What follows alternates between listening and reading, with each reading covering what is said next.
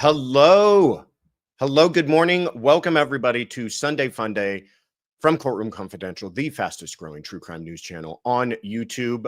Thank you, everybody, for being here. Hold on. What's going on?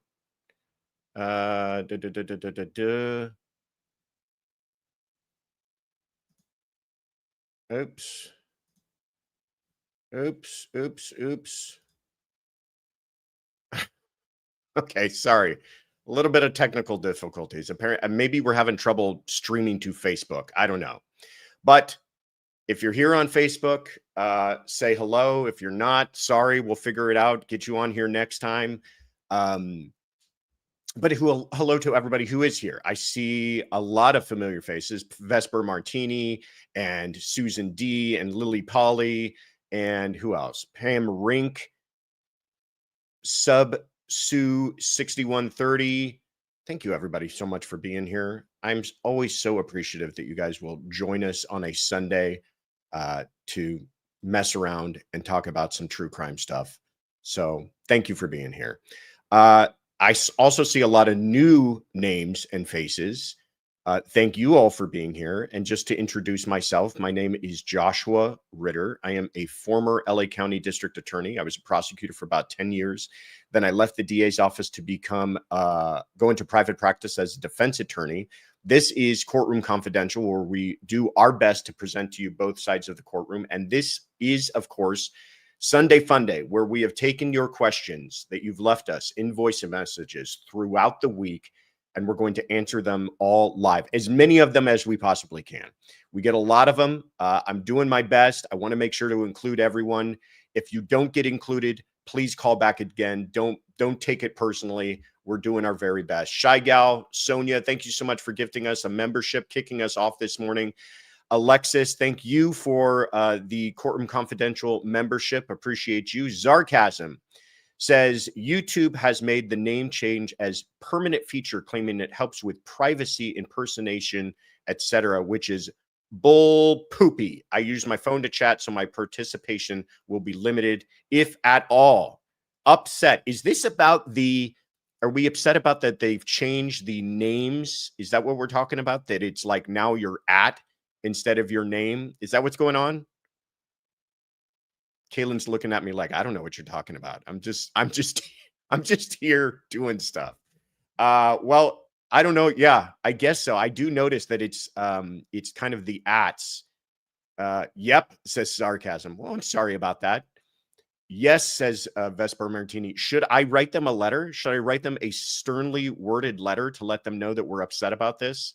It's messed with our entire good feelings on a Sunday morning. I will write them a letter. Well, thank you guys for being here anyways. Sorry about that. I don't think it's anything we can change on our end. Thank you so much. Marie Jubinville says, good morning, Josh, Tiffany, and mods. My favorite day of the week is Sunday Fun Day. Well, thank you. It's our favorite day of the week too. Arizona Gal, what's happening here? Let's get this party started. Hello, Courtroom Confidential fam. Thank you so much. If you haven't already, I'm going to get started here. I know that everybody's like, enough with the announcements. Just get into it, Ritter. If you haven't already, though, I'm going to ask that you please like this, subscribe if you haven't already, and share this with somebody that you think might enjoy it. And stay to the end. We have an announcement. Some of you know about it already. We're very excited about it. We want to share it with all of you here on Sunday Fun Day. But you came through. Let's get into it, shall we? We have a lot of messages to get to and a lot of really interesting questions. I'm juiced. Who else is juiced? Fire off a letter, says Joanna Moore. Tell them you know a lawyer. I do know a lawyer. I am a lawyer, but I know better lawyers than me, which makes me even more dangerous. And they all owe me favors. So maybe I will fire off a letter. All right, let's get started here. With our very first message. Who's here to kick us off? Hey, Josh, this is Sarah from Tacoma, Washington. I don't know if Tacoma's on the map yet. Congrats on 50K subscribers. That's amazing. It's totally well-deserved. I know you'll hit 1 million in no time. With that said, your channel is just so well done. It's professional and it's so polished. I love that you have so many other connections with creators in this community. I also noticed that your first videos on Courtroom Confidential were only from about a year ago. So my question is actually about that and you. What is your experience doing social media and YouTube streaming and all of that, and even just media in general? I know you do a lot of guest spots with news channels and things like that as well. So it seems like you've been doing this for years, or you were a YouTuber in another lifetime, or you've had another channel in the past.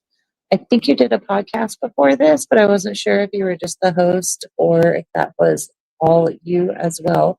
Anyway, I just love to hear your experience with all of that. As always, thank you for keeping things moving along here. And I hope you all have a happy Sunday fun day. Thank you. Sarah from Tacoma, Washington. What a very nice and flattering way to start us off this morning. Sarah, we did not plan that, but I appreciate you kicking us off with such a lovely message. Let's put you on the map. What is my experience with media?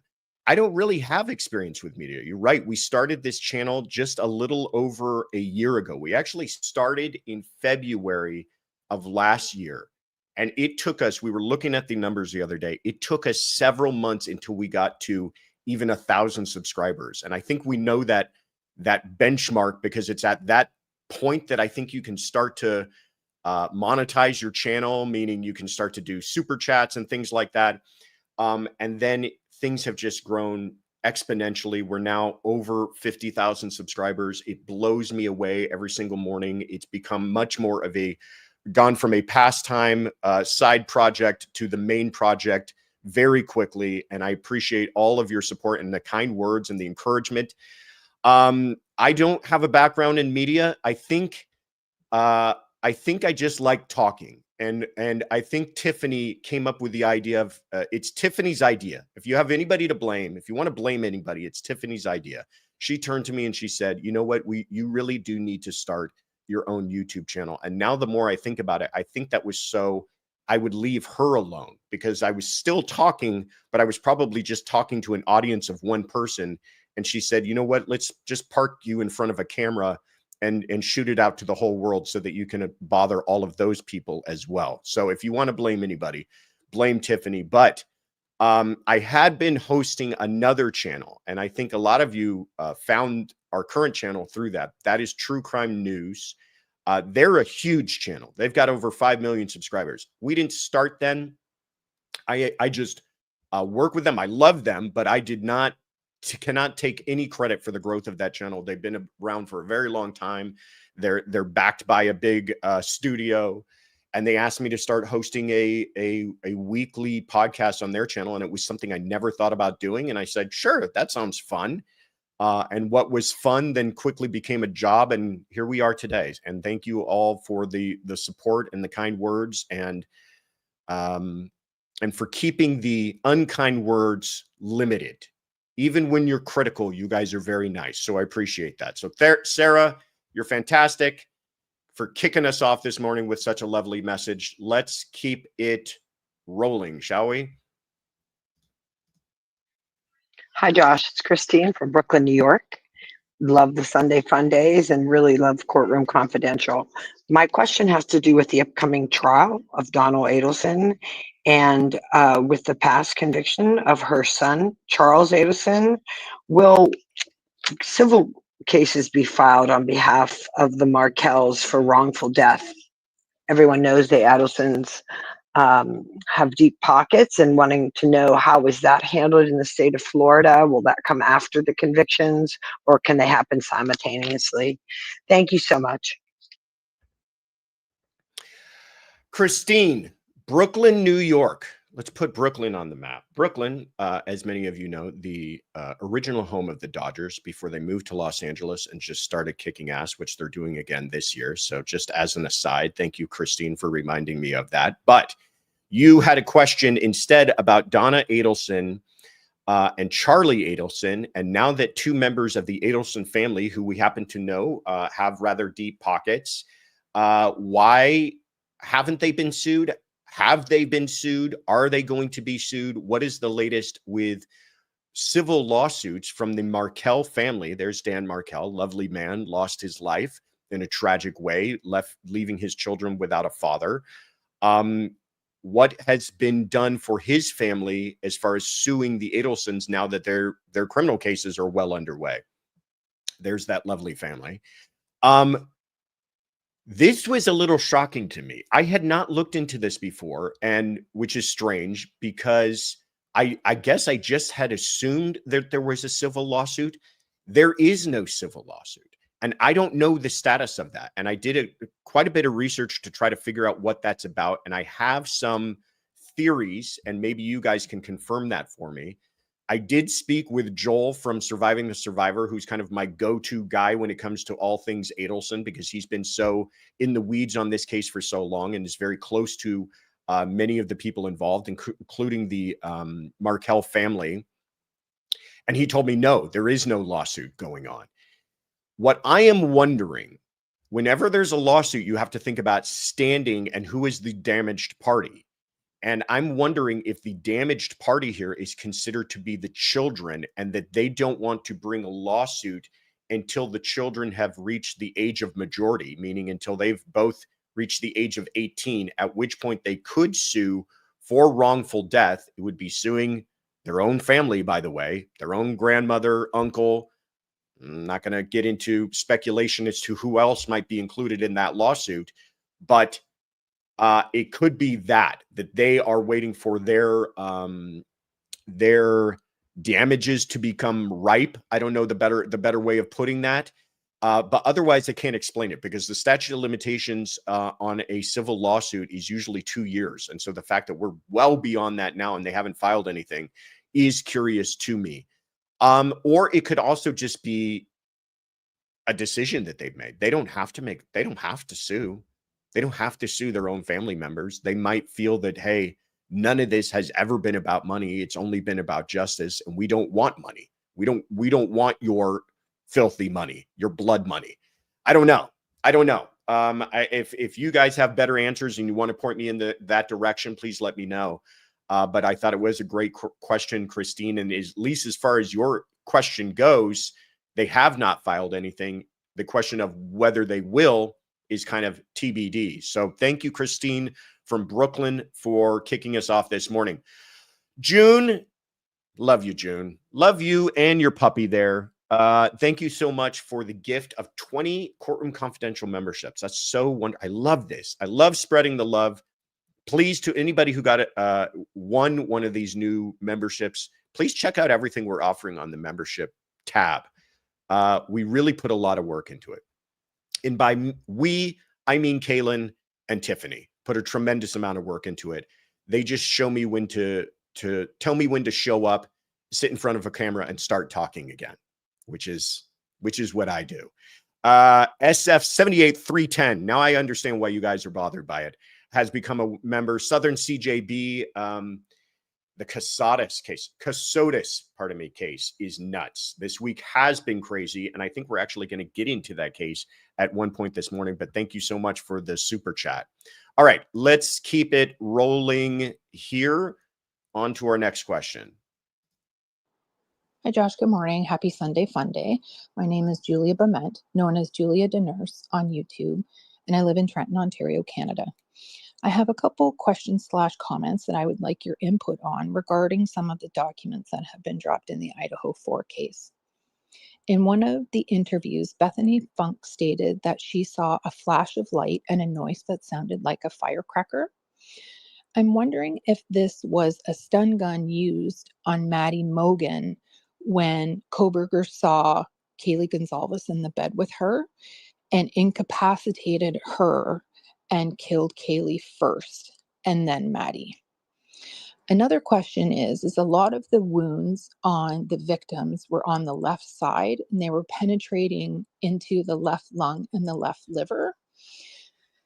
And I wonder if Kohberger was left-handed, which would explain for the wounds on the left side. Also, regarding the dog, I wonder if Kohberger actually said to the dog, "Don't worry, I'm not going to hurt you," while he was putting the dog in the room in order to keep it safe, considering he was worried about his dog when he was arrested. I have to work on this Sunday fun day, but I hope to hear from you. Thanks so much. Love your show. Bye-bye. Julia, no, I hate that you're working. This is such a great question. Quit work, step away from work so that we can hear your response to all of these things. But I love these questions. You put a lot, managed to get a lot there in the time that you had to leave us a message. So thank you for that, Julia from Trenton, Ontario, Canada, our friends to the north. Asking about some of the new information that's come out on the Idaho 4 case. And you bring up some theories that I have heard kind of thrown about a bit. I like the thinking on it. The answers to all of your questions is kind of, we still don't know, but you're doing what good detectives do, which is not entirely speculate, but draw conclusions and come up with theories. And I appreciate that. So first, let's go through them one by one.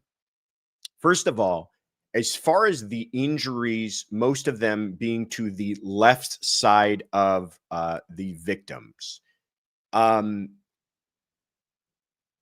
say this. One, I had not seen much on this. And if you're talking about the left side, are we talking about the left side looking at someone or the left side of the person's body, which is usually how it's described in an autopsy report? Usually in an autopsy, when they're talking about the left or right side of a person, it's not as you're looking at them, but as that person would consider their own left arm and right arm. If they were primarily to the left side of the person, then you probably would be talking about a right-handed person. If you're talking about your right hand would face up with the victim's left hand, if you can imagine this scenario being played out. But it also makes it a lot of assumptions about how was the defendant positioned, the suspect, pardon me, how was the victim positioned? Was he positioned directly in front of them, or was he behind them? I mean, there's a lot of things that a lot of factors need to be taken into consideration. I remember learning this from a very, very good medical examiner, a forensic kind of reconstruction expert early on in my career as a prosecutor, that you ask a scientist a question, a forensic expert a question like, is it consistent with? And the answer is they can say yes. Like, is it consistent with a left-handed person? Well, yes, it's consistent with, but does it indicate that that is probably a left-handed person who committed the crime is a very different question. In other words, depending on how people are positioned, depending on what hand the person was holding the knife in, what way the victim was positioned, almost anything can be quote unquote positioned. I had a trial one time where the defense attorney, when I was a prosecutor, the defense attorney asked an expert, is it consistent with the victim holding their hands like this? And he had his hands up as if he was holding some sort of a stick. And the idea being that the victim was attacking the defendant at the time. Sorry to get into the weeds on this, but this is kind of a fun example of this. And the expert says, yes, it's consistent, because that's a scientific question, meaning, in other words, nothing about the evidence means that's an impossible scenario. Then I got up on redirect and I said, if that were true, where would the defendant have to have been positioned? And basically the defendant would have had to been laying on the floor, shooting the gun upwards when that shooting took place. So again, you have to consider, where is the victim? Where's the defendant? Where, many different factors to take into place. Anyhow, putting that aside, the question about the stun gun, I have heard this theory a few times. So according to the police reports, Bethany Funk tells one of the officers that this is a quote, BF said she woke up after falling asleep to hearing what she felt was a firecracker go off, and she thought she saw a sparkler going off through the crack under the door. And many people have said, what the heck was that? What is that? What does that mean? And one of the theories that's been tossed around is the idea that it could have been a stun gun. Here's what I'll say about that. Great theory. Could have been. A stun gun, I think, would be consistent with making a firecracker type noise if you've ever heard a stun gun go off. And it would also simulate that kind of flashing light that one might describe as a sparkler. And so you could see, if she had never really had any experience with a stun gun, that might be how you would describe it, hearing it in another room through a door and seeing the light under the light through the crack of the door. The only thing I would say with this is, if he had used a stun guns leave very distinct injuries on a person. And it is immediately apparent to a medical examiner if a stun gun has been used. So it could be that he tried to use it, wasn't able to use it, actually physically. Could also be that it was something else entirely. Could also be, I've heard, well, he was using a flashlight, or I've heard, well, he had, a light on his phone, or whatever else he was doing could have caused the light. Could have been that she was asleep and you wake up and sometimes you imagine things. You're startled out of your sleep. We've all experienced this. And you put together a quick scenario in your head that turns out to not entirely be true. I've heard bumps in the night that, have me jolt, and it was the ice maker in the kitchen. Also, I think you need to take into factor, and I don't mean this in any kind of critical way. These girls have suffered far too much criticism, I feel, from people online, but they were intoxicated. Could be that, she's not entirely putting together in her intoxicated and sleeping state exactly what she was hearing and seeing. But great theory, and might explain some things. And then finally, I love this concept, Julia, about the quote from Dylan Mortensen, who is the other surviving roommate, was that she heard a man's voice say something to the effect of, "It's okay, I'm going to help you."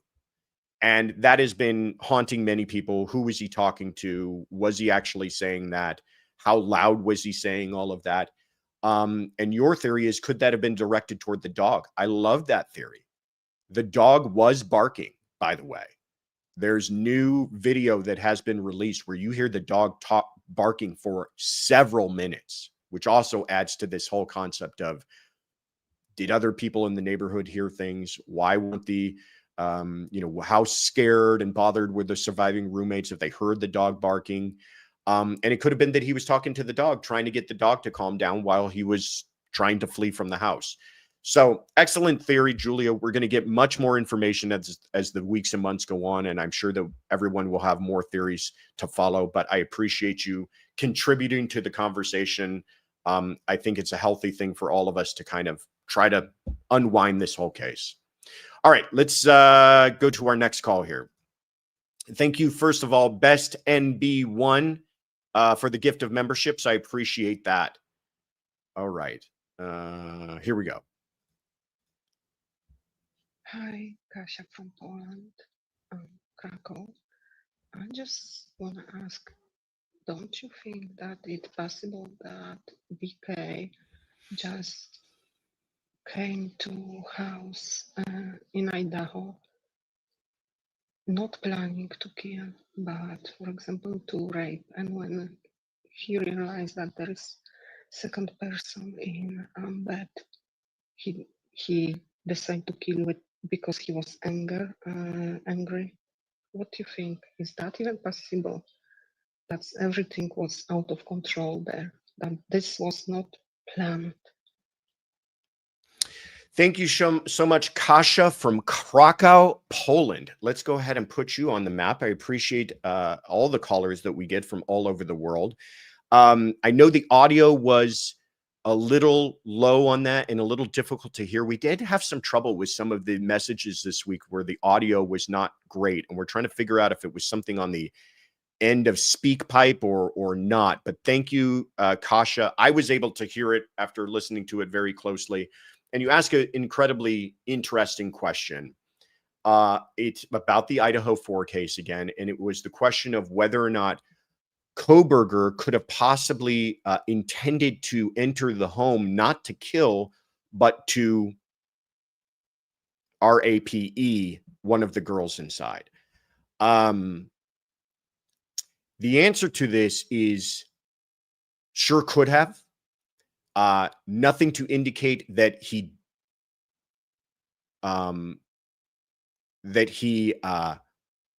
didn't intend to also do that. I would say there is evidence to indicate that he had murder on his mind.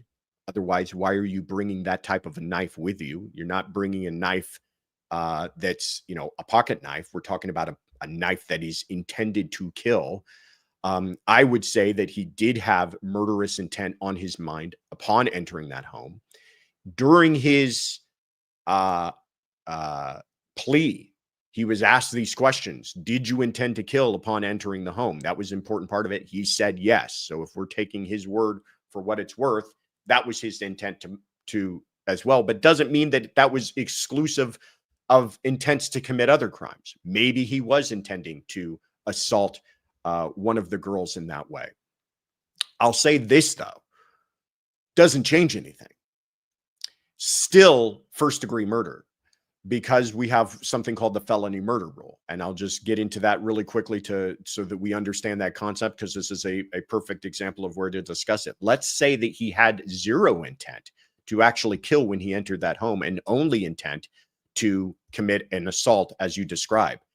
That is not only the intent to commit RAPE, it's also first-degree residential burglary. Both of those crimes qualify under the felony murder rule, meaning if you are intending to commit either R-word or burglary, residential burglary, and a murder takes place in the course of that, we don't even care about your intent to commit murder. We're going to substitute your intent to commit those underlying felonies for the intent to commit murder and make it a first-degree murder. So he still would have been looking at the death penalty, and he still would have been sentenced to life without parole, which he was. So great question, Kasia from Krakow, Poland. I appreciate you asking and helping us to explore another concept regarding this case. I just wanted to put Arlene from the Woodlands, Texas on the map. Arlene, you left a message, and the audio, I'm so sorry, was bad. And I don't know, again, where the problem was, but I couldn't even hear it enough to play it or answer it. But I could hear it enough to know where you were calling from. So we're putting you on the map and begging you, please, Arlene, call back. Leave us another message. Maybe shout into that phone or wherever you're leaving the message from. But I don't want to make anyone feel left out. All right, let's keep it rolling here.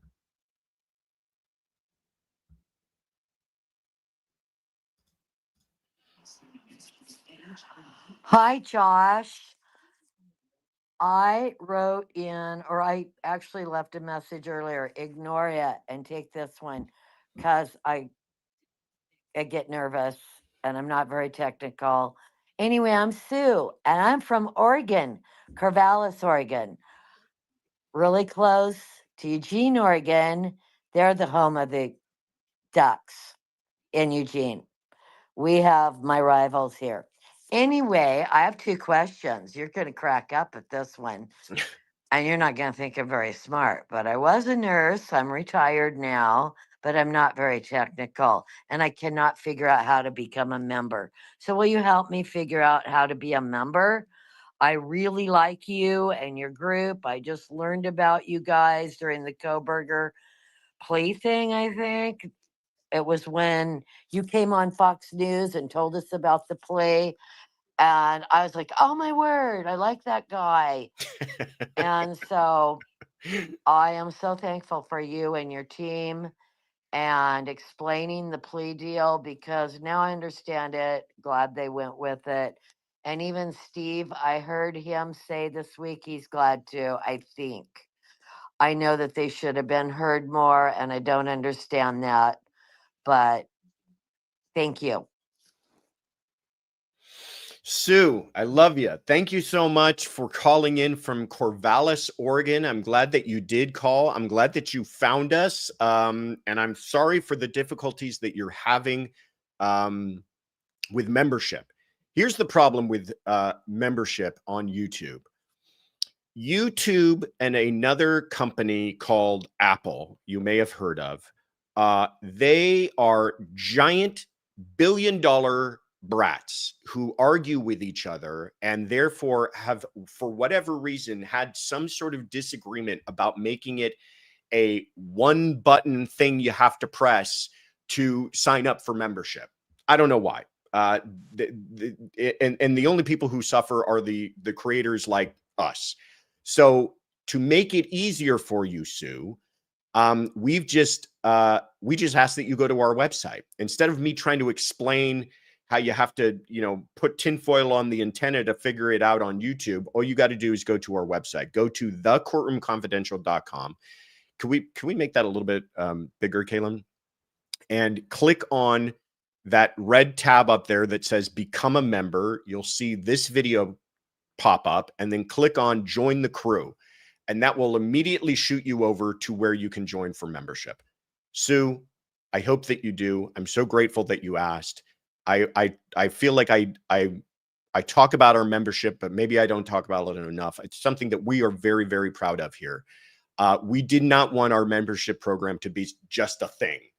Hey, here's a way to get some, stickers that you can use in the chat. We wanted it to be something that adds value and makes you guys, happy and proud to be a member of the channel and helping support us do this whole fun thing.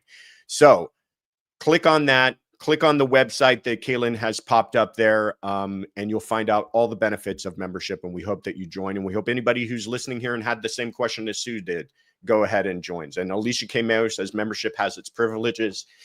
It absolutely does. And you can find out all about it on the website, Sue. So thank you so much. All right, let's keep it rolling here.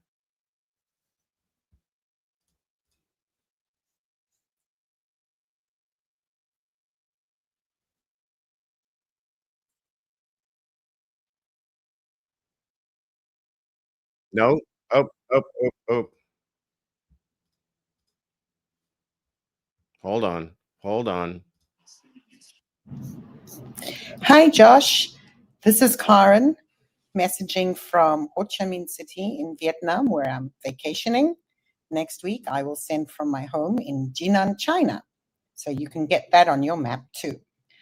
I'm a first-time messenger, long-time listener. Now, here's my question. It's about the hot mess Taylor Schabusiness.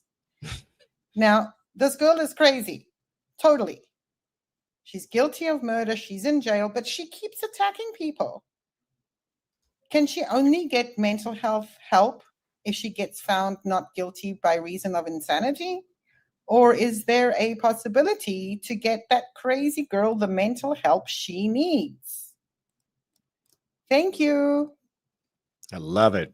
Karen, first of all, calling us from Ho Chi Minh, but originally hailing from Jinan, China. I love it. Have we had a caller from China before? This is our first caller from China. So thank you so much, Karen, for calling in. Thank you for being a first-time caller. And thank you for talking about Taylor Schabusiness. This is our first graphic warning of the day, because if you guys are not familiar with the Taylor Schabusiness case, buckle up. I'm about to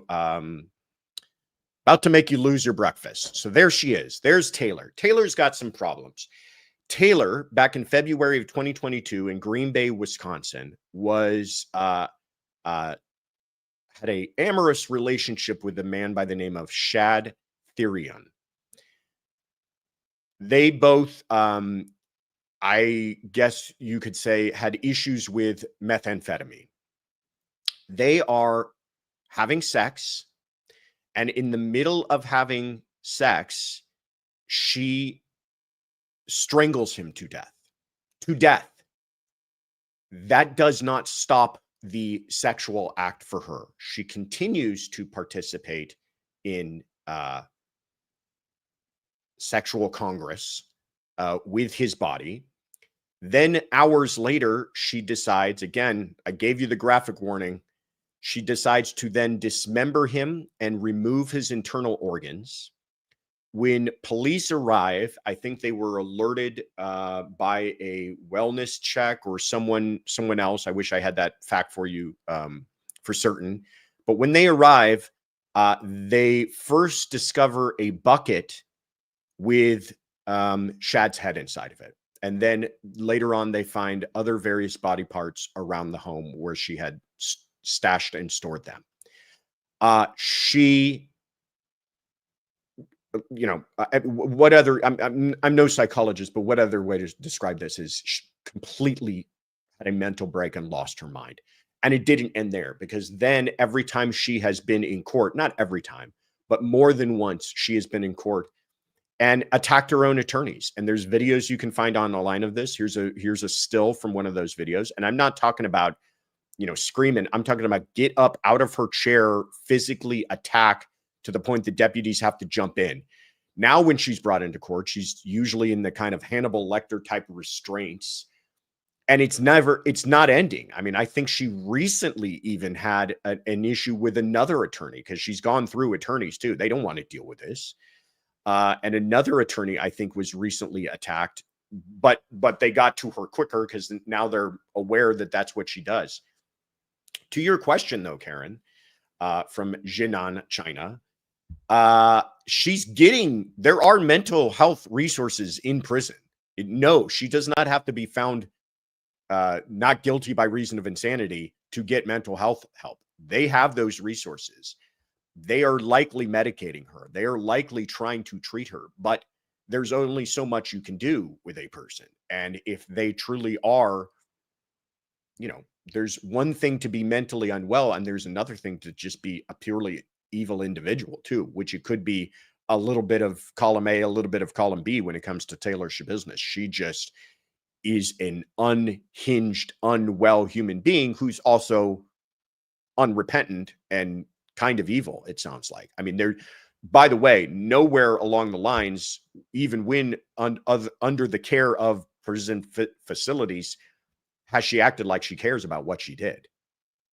Completely unfazed by the fact that she killed a man, mutilated his body, and other disgusting things that I've already mentioned that I won't get into again. She makes Sarah look well-adjusted. Yes, she does.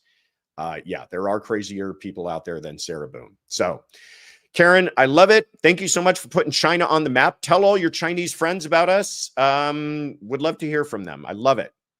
All right, let's keep it moving here. Let's keep it rolling, as they say. Hi, Josh. This is Maureen from Monterey, California, and I have a question that's prompted by a comment that someone in the chat, and I forget who, I apologize, an astute comment that someone made in today's Sunday Fun Day. They said it is not a defense attorney's job to judge their client, but to defend them, which is obviously true. But this prompted a hypothetical question in my mind that I'd like to pose to you. Let's go in the Wayback Machine and say that you are defending Ted Bundy. I'm choosing to use Ted Bundy as an example because he's no longer with us. So he's not going to get any more of a swelled head with the publicity. Let's say you're defending him and you know he's guilty, but you are a crack defense attorney, which I'm sure you are, and you managed to get him acquitted. How do you feel after that? And how could you live with yourself if that happened? That's all, Josh. Thanks. Bye-bye. Maureen from Monterey, California. Let's put you on the map, Maureen. Great question. And I get every so often, I get some variation of this question. Whether it's, you know, how do you sleep at night, Ritter, or what? How do defense attorneys do what they do? How do you defend guilty people? And I get it. It's not that I don't understand the question. I fully get it. And Maureen asks it in a very real hypothetical way here. What if you were representing a monster like Ted Bundy? What if it's not morally ambiguous, the person you're representing? And what if you're so good at what you do that you do get this person acquitted? How do you feel after that? And I don't think that you are getting true honesty from attorneys, defense attorneys, if they say, I don't feel bad at all. I did my job. I feel good. I feel justice was done. I get it. Yeah, that is your job. The way I explain it is, listen, this is an adversarial system. The prosecutor, is anybody asking the prosecutors if they're taking their foot off the pedal, off the gas? No. Prosecutors should be full steam ahead. But why should the defense be pumping the brakes? They shouldn't. They should be full steam ahead too. And if the system's working properly and everybody's done their job right, then justice should be found somewhere in the middle. No, you don't want the defense getting bulldozed over any more than you want the defense taking advantage of the prosecution, of loopholes in the system.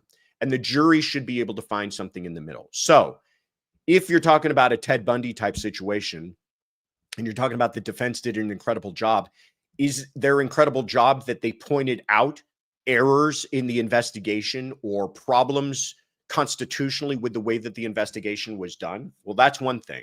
Pardon me. This whole conversation's making me allergic. Or are you talking about underhandedness? Now, that's something else entirely. If you're talking about dirty tricks by the defense, that's something else entirely. Then I don't think you're really talking about, good defense attorneys just doing their job. But even a good defense attorney doing their job, what if in doing their job, they point out some, thank you, they point out some real problems with the prosecution, and it gets important evidence kicked out and their client does walk? Do they feel all that great about it? Well, I think they feel that they did their job. And I think that you have to have a little cognitive dissonance from the doing a good job and the results of your job. But I'm going to tell you right now, I've had very honest conversations with defense attorneys. And listen, shocker, newsflash, they're people too. And yeah, they, I don't know if you want to represent a Ted Bundy and have him walk.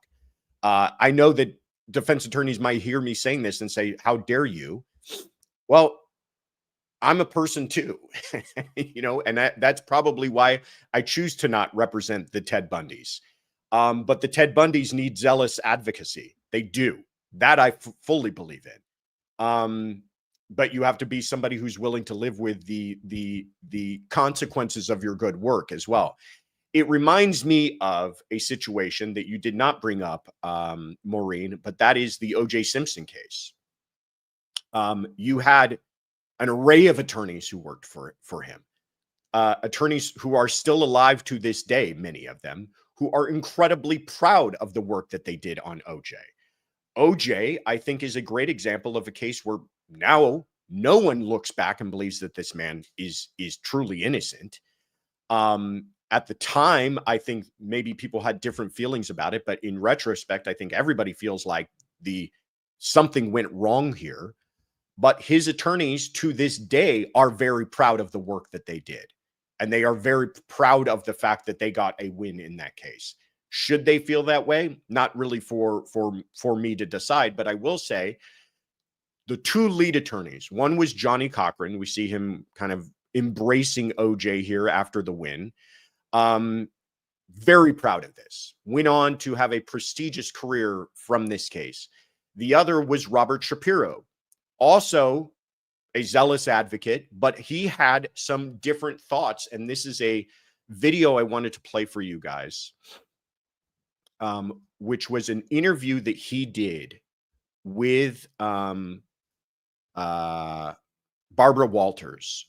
And this was done soon after the verdict. I think it was like the day of. And just listen to his comments here, and I think you will find them Why isn't this? I think you will find them. I don't know what I'm doing. Oh, God. I think you'll find them interesting as far as how different attorneys might think about these things.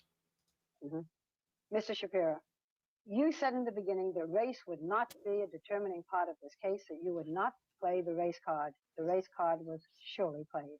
Barbara, my position was always the same, that race would not and should not be a part of this case. I was wrong. Not only did we play the race card, we dealt it from the bottom of the deck. But if you were in charge of the defense, did it just get away from you? What happened?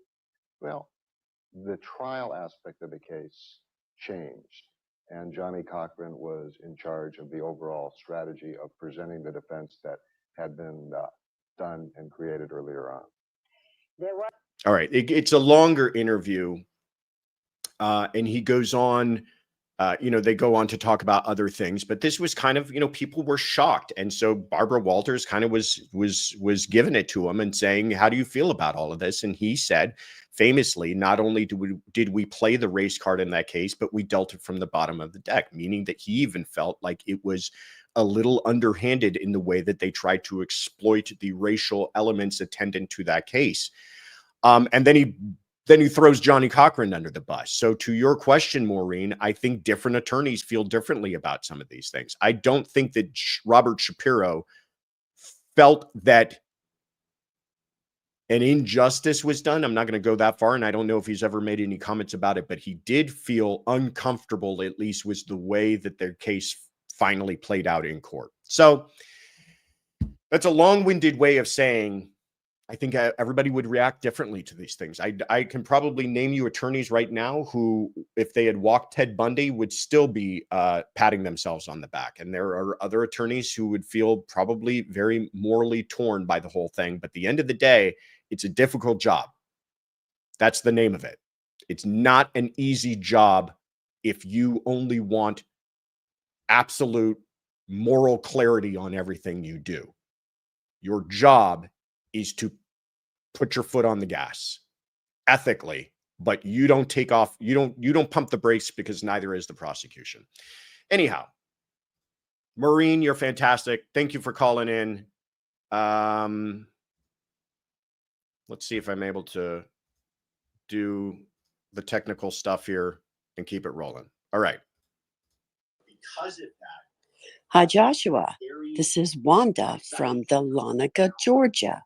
Wondering if you would do a brief recovering of the Lizzie Borden case, providing the credible evidence and what you think really happened. In other words, who really killed Mr. and Mrs. Borden? Thank you.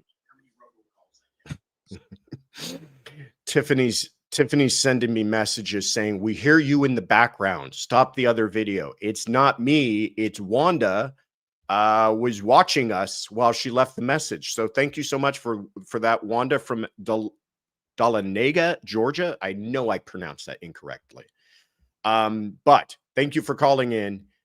Lizzie Borden case that is over 100 years old and still fascinating to us to this day. Hold on. I got to highlight this one myself. Where did it go? Oh, here we go. See, every once in a while the wife tells me I didn't get it wrong. Anyhow, Lizzie Borden, 1892, Fall River, Massachusetts. She is accused of axe murder. You've heard the nursery rhyme. She is accused of killing her father, Andrew Borden, and her stepmother, Abby Borden. Story goes, Abby is discovered in the upstairs bedroom with 17 hatchet strikes to her, killing her. She's believed to have been killed first. And then Andrew is believed to have been killed next, as he took a nap downstairs and he had 11 hatchet strikes. As far as any sort of motive, This is one of those cases that you could do an entire episode on it. So I'm just giving you the highlights. But there have been theories that she had a pigeon coop that she was, taking care of pigeons, that he had killed the pigeons because local kids were shooting them. This is 1892. Keep that in mind.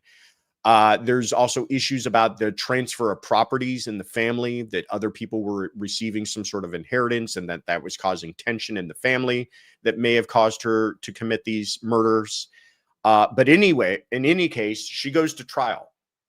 And it was really one of the first big trials of the century. Like, the entire country was watching this, as much as watching, quote unquote, can mean. Meaning you were reading the paper and looking at, drawings of what was taking place in court. The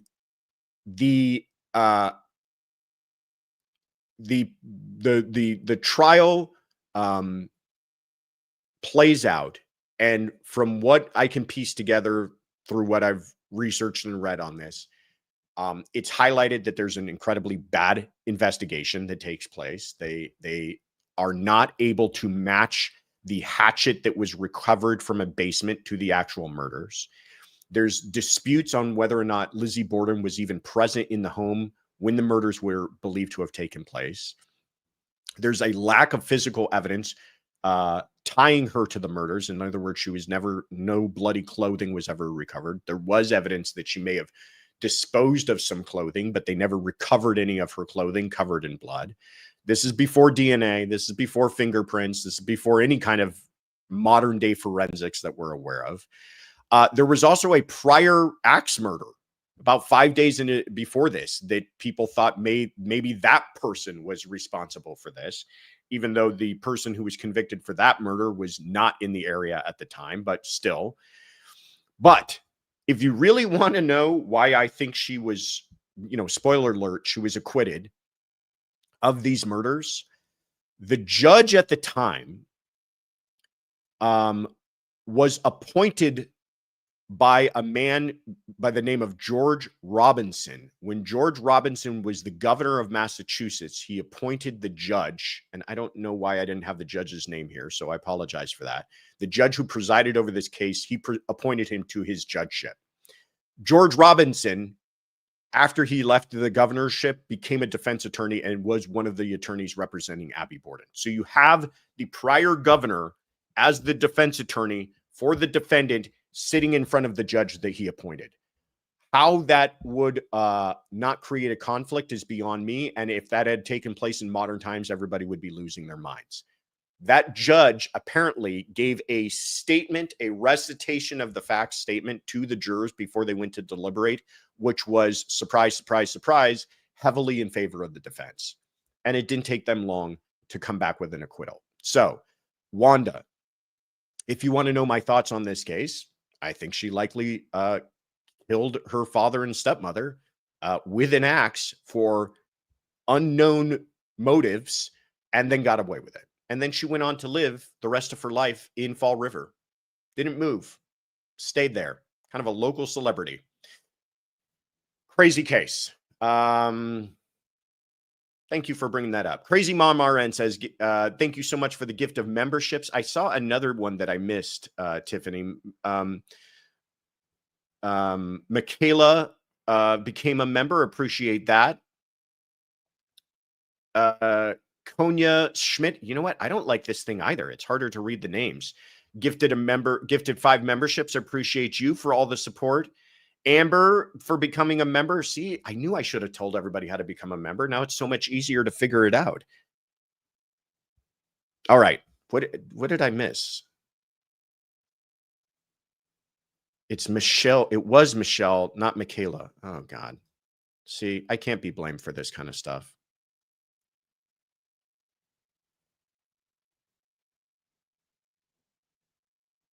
Oh, here's the one I missed. Jenny. Love this channel and community. Thanks, Josh, Tiff, and Mods. Heading off to work soon, so I will be lurking while I get ready and head out. Well, if you're still lurking, Jenny, thank you again so much. Appreciate you for being a member. All right. Let me get to our next question here. But before I do that, I want to put Janet from Raleigh, North Carolina on the map. Janet, again, I don't know what it was this week, but a lot of the, not a lot of them, a few of them had bad audio. And Janet, yours, in fact, I think just cut off. We got midway through your question and then it just ended to the point that I wasn't even quite sure what your question was. So Janet, call back. Please leave us a message again. I don't want to leave you out. All right, let's get to our next one here. I just want to make sure I'm doing this properly.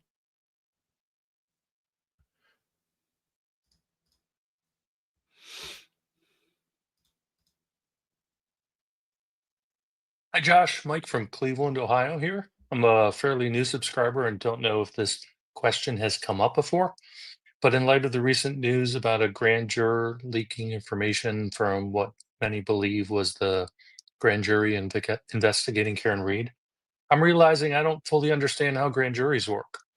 Could you explain how they function? For instance, who serves on a grand jury? How are they selected? How long do they serve? Are there different qualifications you need to have to be on one? And then why and when would you use a grand jury as opposed to a regular trial jury? Thanks. Keep up the great work. Mike, one of my dudes, calling from Cleveland. We're going to put you on the map, but I'm going to do that quickly because we had another question right after yours, which was almost identical, and I wanted to spread the love. So let's play this one as well.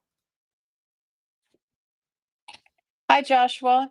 Thank you for everything you do. I've learned a lot from your show. I appreciate it. I am so confused about grand juries. I've heard so much reference to grand jury in Karen Reed's trial and other trials also. I don't know what it is. I don't understand it. It's a mystery to me. Is there any way that you could explain that to us? This is Nancy, and I'm from Bronson, Michigan. Thank you. Nancy and Mike got on the phone with each other ahead of time and said, let's both ask him a question so we don't miss this insight onto what a grand jury is. Vesper says a grand jury can indict a ham sandwich. Josh's greatest line. It's true. So first of all, Mike from Cleveland, Nancy from Bronson, Michigan, with like minds. Thank you so much for calling in. What is a grand jury? Why do we have them? How do they operate? Why are they called grand? Great questions. Well, first of all, they're called grand because they're just bigger. A trial jury was originally referred to as a petite jury, but it is a trial jury is usually limited to 12. Some jurisdictions less. In civil cases, sometimes less, but usually when we're talking about criminal trials, it's 12 people. The grand jury can be twice as much here in Los Angeles, and it's different for every jurisdiction, but here in Los Angeles, it's 23 members. They also serve for a longer period of time. A trial jury is only impaneled for that trial. You get accepted on a trial jury, you're sitting for that trial to decide that one case. For a grand jury, you can sit for longer. In Los Angeles, again, it's different in every jurisdiction, but in Los Angeles, it's 30 days for the grand jury in a civil case. And it's 30 days for criminal and 1 year for civil. You could be on the grand jury in a civil respect for 1 year. Well, what does that mean? It doesn't mean that you're going to court every single day for 30 days or for 1 year. But they do convene the grand jury throughout that period. And the reason why you sit for that long is they want the same group of people, because you're going to be answering different questions and they cannot substitute people in and out. You're going to be hearing testimony, and it may take place over several days, and you may hear testimony on several different cases, and they have to have the same group of people deciding that. When they start to substitute people out, they have to start a new grand jury again, and that prior grand jury testimony can't exactly be used to answer the same question. I'm getting a little bit into the weeds here. But grand juries serve a different purpose than trial juries. Trial juries are supposed to decide beyond a reasonable doubt what were the facts in this case, and do those facts beyond a reasonable doubt apply to the elements of a crime, and therefore decide was a person guilty or not guilty of that crime. Grand juries don't decide that. They have different tasks. One, they can investigate. They can be used to take testimony. You can impanel a grand jury to have sworn testimony of a witness done. They can be used to answer a question. Do you feel that the city of Toluca Lake is responsible, could be criminally liable for such and such, but not entirely to hand down an indictment? That is the other thing a grand jury does. It can hand down indictments. Crimes, when they're charged, can happen in a couple of ways. You can have a person arrested for a crime that was committed in front of the police. If they witnessed a crime taking place, police can arrest you right then and there, write up a report, bring it to the DA's office. If the crime was not committed in police presence and they're investigating it, a murder, they find a dead body, nobody saw who shot him, they investigate it, they present it to the DA's office, the DA writes a warrant for that person's arrest. Or they can take that information to a grand jury and decide, do we have enough information here to indict? And an indictment can create a warrant for arrest. It can also be used post-arrest. So you've arrested someone, you filed charges against them, and then you get what's called a superseding indictment. So instead of going through a prelim where you have a judge decide, is there probable cause to hold this person to answer? You could pose that question to a grand jury. Why might you do that? Well, maybe the case is particularly large. Maybe you have several different defendants, 12 different defendants, and you don't want to do a prelim with 12 different defense attorneys cross-examining everybody. So you go to the grand jury. That's the difference about a grand jury, is the defense is not present. The defense does not get to present testimony, and the defense does not get to cross-examine. It's just testimony presented by the prosecution to the members of the grand jury. Because of that, they have to wear two hats to some extent. They do have to present some exculpatory evidence. So they might use it in a very large case. They might use it in a very complex case. They might use it in very high-profile cases. In other jurisdictions, they do it all by indictment through grand jury. In California, where I practice, the vast majority is done by criminal complaint. The grand jury is used very infrequently, but when it is used, it's usually used in a large, complex, or high-profile case. And the other reason the grand jury is important is it's all sealed and secret. Nobody's supposed to know they've been subpoenaed. Nobody's supposed to know who's testified. And that's so that they can investigate and see whether or not they can get an indictment against someone before they make that public, especially in high-profile cases. Maybe you want to investigate a very high-profile person, and you don't want to have the problem of arresting them and then having that all fall apart. So you go to a grand jury, secure an indictment, and then you announce it and make it public when you arrest that person. So, Mike, excellent question. Nancy, excellent question. I hope that cleared things up for everybody. But that is, to reference the Karen Reed case, what we're talking about there. They went to the grand jury to get an indictment against Karen Reed.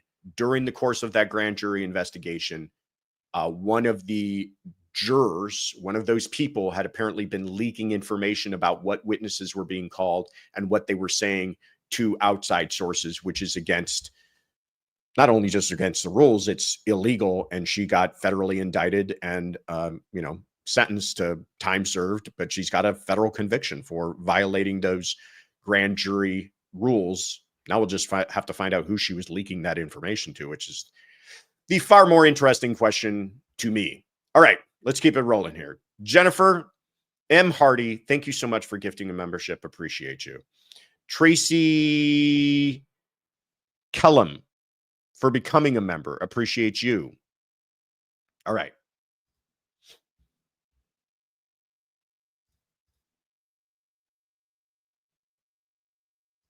Not my fault. Hold on.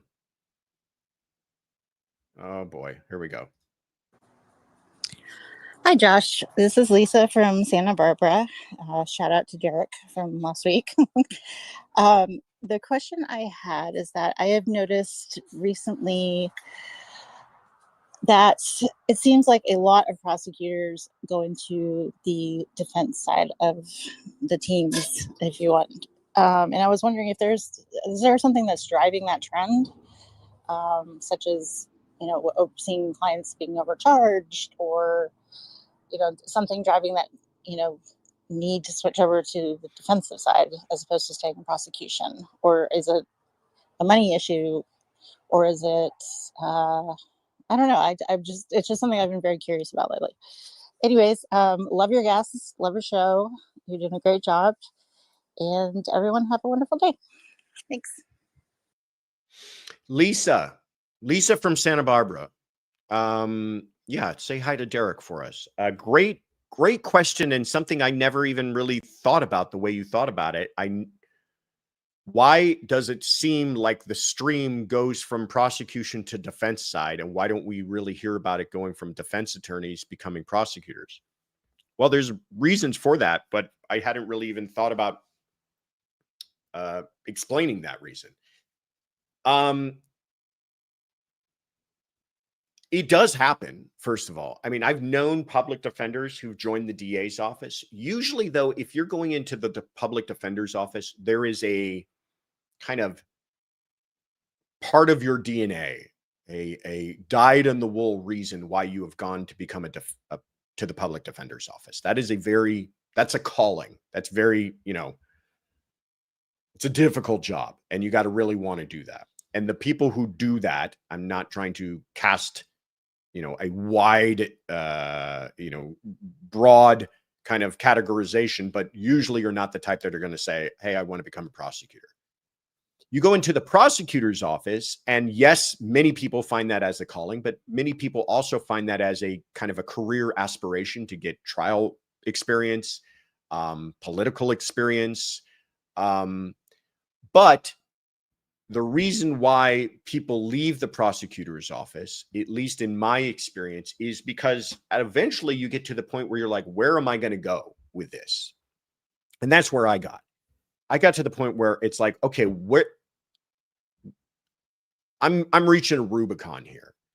I'm either going to become a lifer in the DA's office, or I'm going to do something else. Well, if you stay in the DA's office, there's not many options for you. You could, you can't continue to be some high-flying prosecutor your entire life.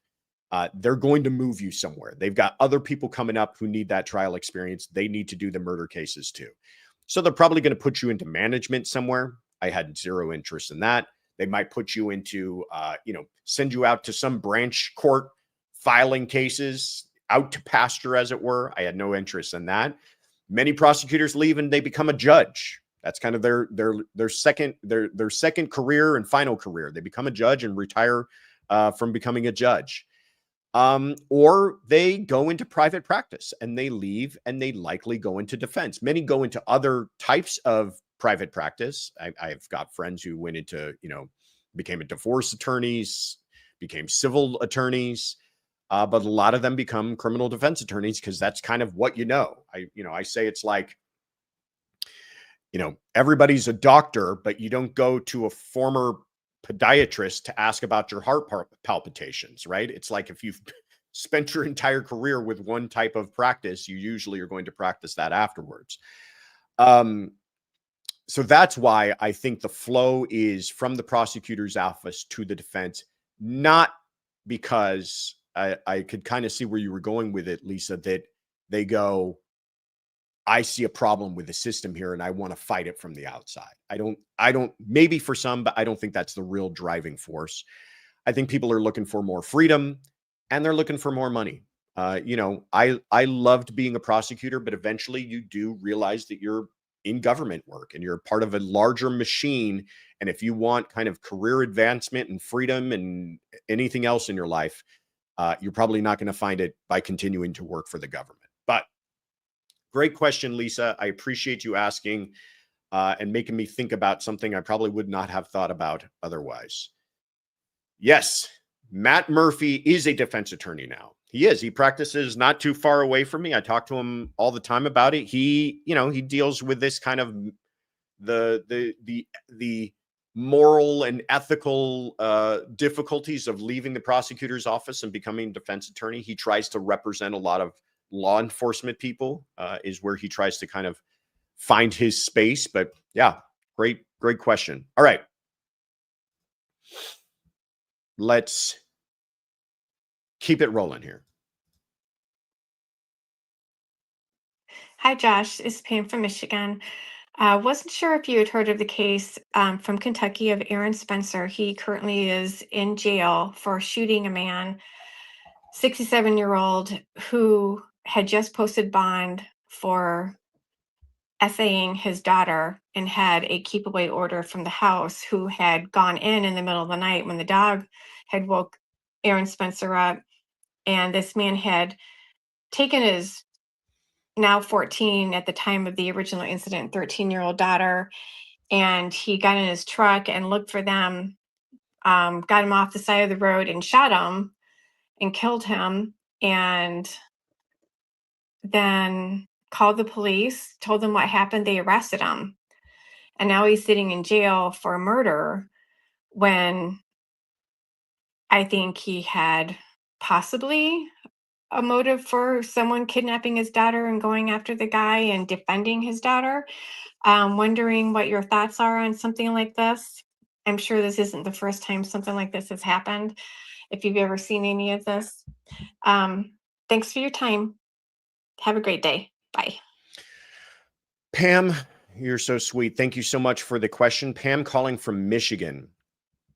Texas Annie Sound Wave Weaves says, this case infuriates me. Texas Annie, I am right there with you.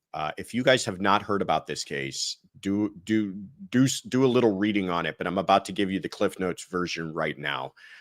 This one bothers me. This one, if I were a prosecutor, might just make me want to become a defense attorney.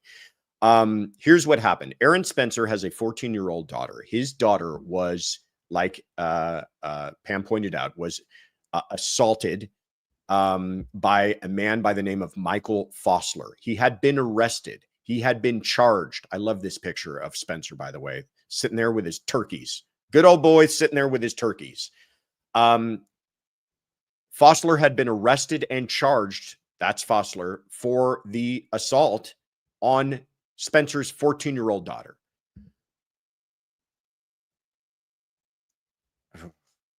I can't imagine what this man is going through, Spencer. The anger mixed with fear, mixed with hopelessness of feeling that your daughter has been victimized in this type of way. Hard thing to go through, especially as a father. To add to this nightmare, in October of 2024, and we're only really starting to learn about and talk about this case because there was a gag order in this case, and we'll talk about that was recently lifted. But in October of 2024, he wakes up in the middle of the night to his dog barking. He goes into his daughter's room. Whew, again, nightmare sauce. Goes into his daughter's room. She's not there. Dog is barking, middle of the night, 14-year-old gone. He calls 911. He does the right thing. He alerts the authorities. He did, if you want to call him a vigilante, well, most vigilantes don't call the police. He calls the police, says, my daughter's gone, and I know who did this. It's Fossler. Police say we're rolling out there, whatever. Spencer, to his credit and to my applause, says, well, I'm not waiting. I'm going to go try to find this guy. So he goes out driving and finds Spencer's vehicle and starts to chase it down and gets him to pull over and pops out of his car with his gun, ordering Fossler to get out of the car because he sees his 14-year-old daughter sitting there.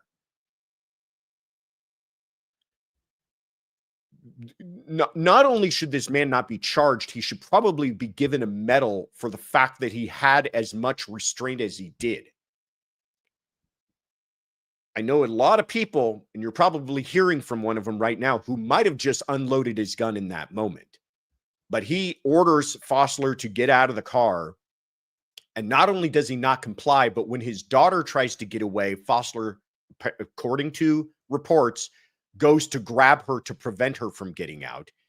Then Fossler lunges at Spencer saying, F you.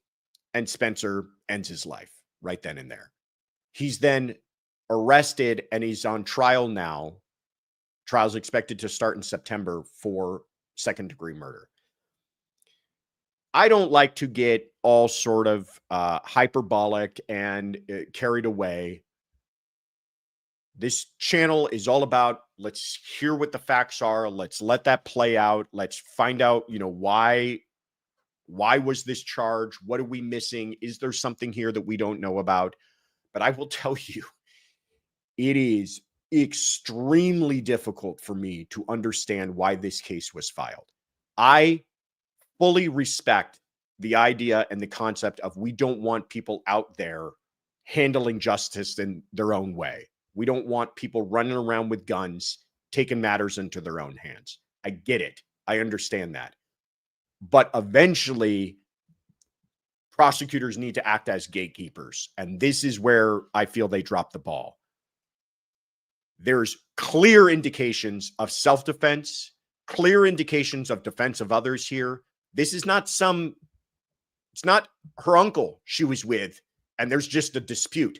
This is a man who has already assaulted his daughter, and he's trying to protect her life because she's been kidnapped at 1 o'clock in the morning.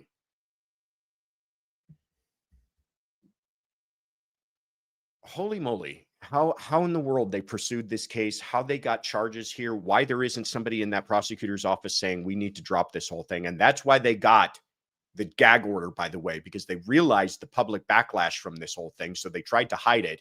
And now they got the gag order lifted. And lo and behold, we're all losing our brains over it. So thank you, Pam, for getting my blood pressure up. If I didn't have coffee, I wouldn't need it. But this one just drives me nuts. That man right there in my book, let's see the turkey photo again. That man deserves a parade and to be handed the keys to the city, not to be facing criminal charges. But we will follow this one for sure. Thank you, Pam. And thank you, Noni Ann, for becoming a YouTube member, and for Wandering Mom 58 for becoming a member. Janelle Rodenbaugh for becoming a member. Appreciate you. Thank you guys all for jumping on board. Michigan Alicia for becoming a member. I love this. Maybe we got to show the website more often. I love hearing all the new members. You guys are going to love it. All right, let's keep it rolling here.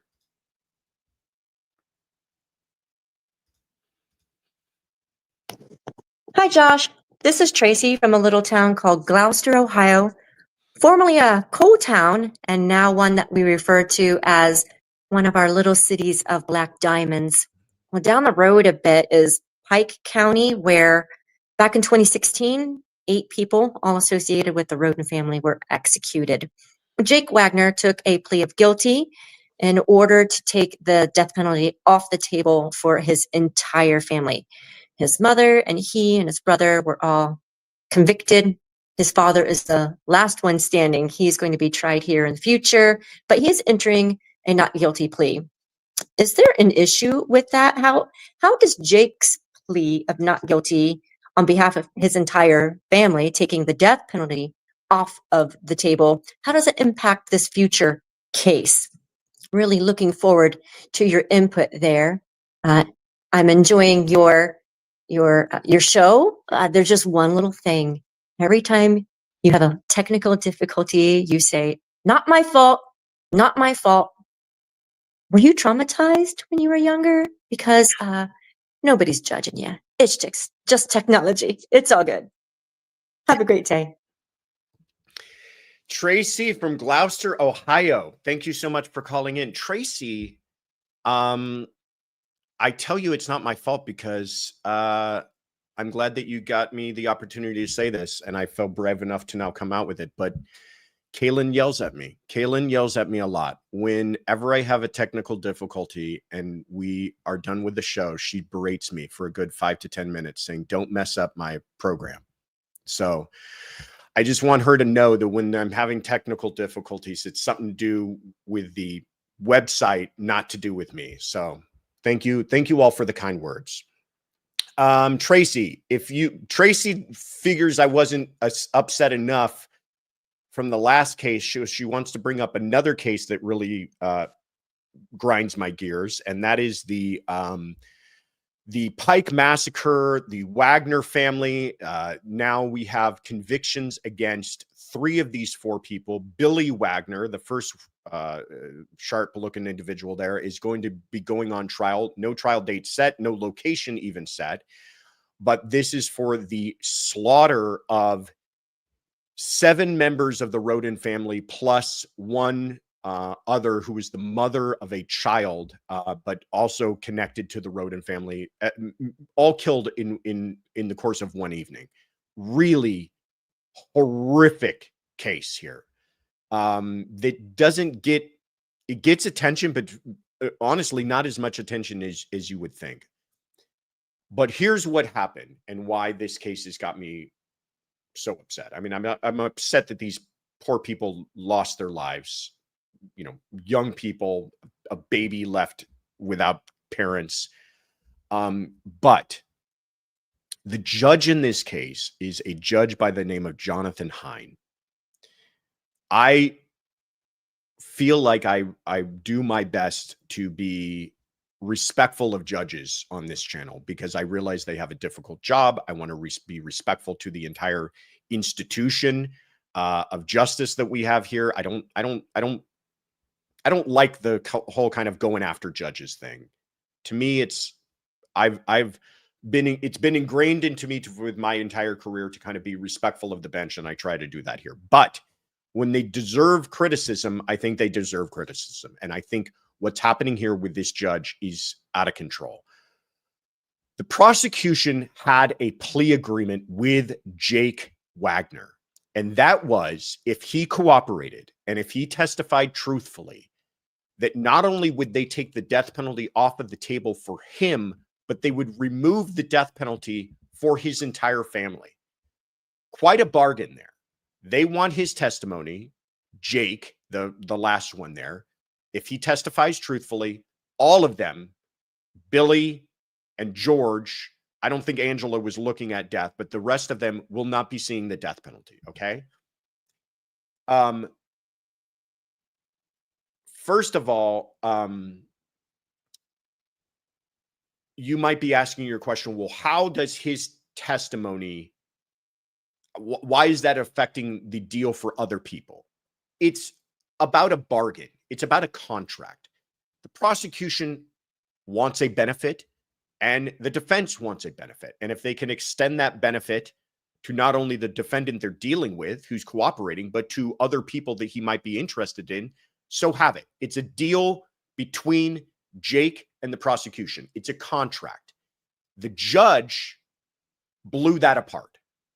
The judge says he's taking the death penalty off of the table for Billy before Jake enters a plea, and he's sentencing Jake to something other than what they had agreed to with the prosecution. In other words, interjecting himself in every possible way, and in some ways that I think are not legally permissible. In other words, I don't know if the judge here, the judge has discretion, but I don't know if the judge can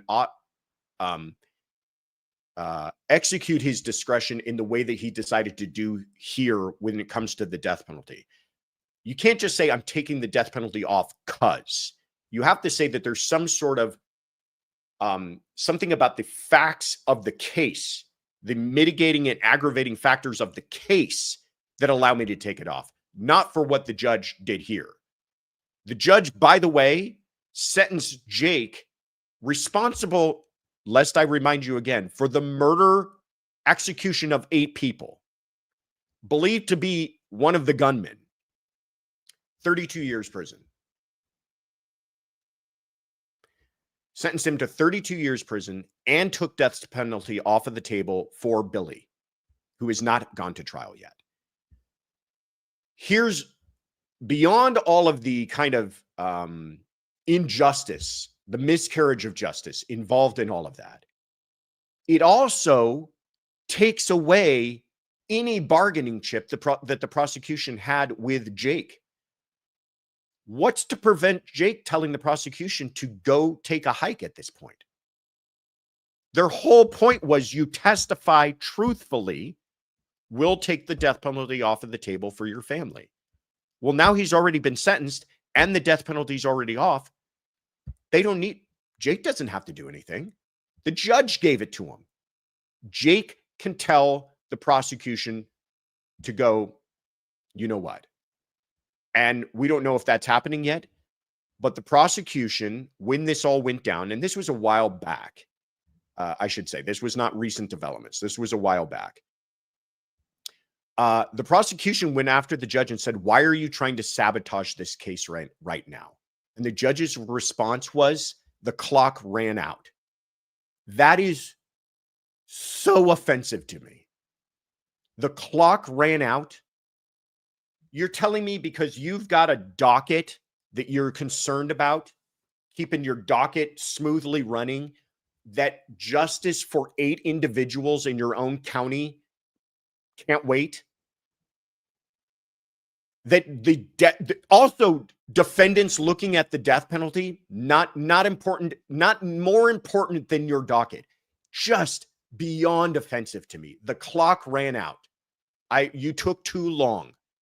This is the single most serious thing a judge can deal with.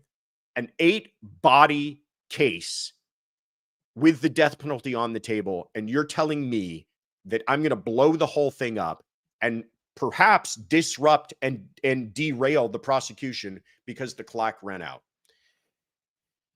Oh boy.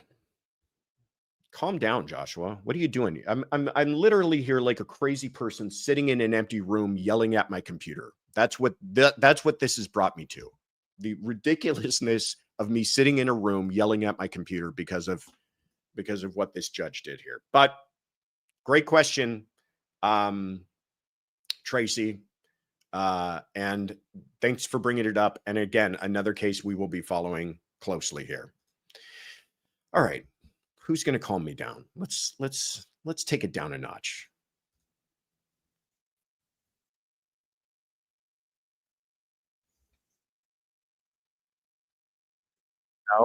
No. That one was my fault. Please don't yell at me, Kaylin. Hello, Courtroom Confidential. This is Beth from Denmark. I'm following the Mills King case hearing where Adam Lally is in the witness box and he have mishandled his case. This is my request, Joshua.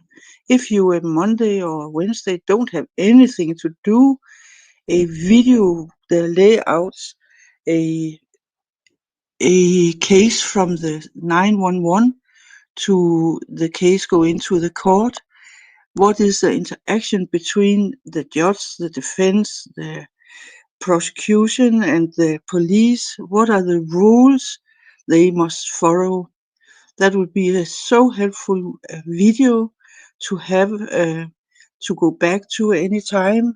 So if the chat is for it, it's a 1, yes for 1.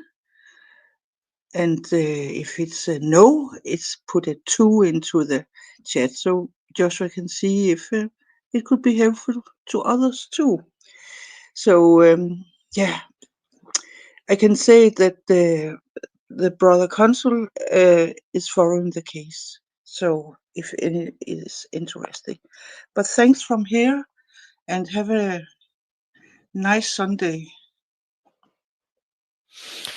Beth from Denmark. Let's put Denmark on the map, huh? I love that. Have we had a call from Denmark before?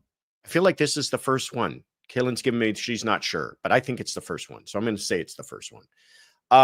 Beth, thank you so much for calling in. This is a great suggestion. I don't think it's a answer I can completely answer in a few minutes, but I think it's a great suggestion about what if we did an episode on the, what are the steps that need to be followed? You get a 911 call. From the time you have a 911 call to the time that that person is arraigned in court, what are all of the legally procedural things that need to take place and to do them properly? I think that would be a great thing to answer. I mean, the quick answer is, all along the way, you have to be following the Constitution. You have to be guided by the light of probable cause. You have to be obeying the rules of the 4th, 5th, and 6th Amendments. Proper search and seizure, warrantless searches of a person, a person's right to remain silent, a person's right to counsel. All of these things are important. And what criminal attorneys spend the vast majority of their time, the lion's share of mischief that takes place in a criminal case that leads to that case somehow being derailed. You want to call it defense attorneys looking for loopholes? It's not loopholes. It's mischief created by either rushed investigations, poor investigations, sloppy investigations, or even very good investigations where something just went wrong. And usually it's a problem with probable cause and a violation of either the 4th, 5th, or 6th Amendment. That somewhere along the lines, someone cut a corner, someone didn't do something right, someone didn't get a document signed. It can be as simple as, I've seen cases that have taken complete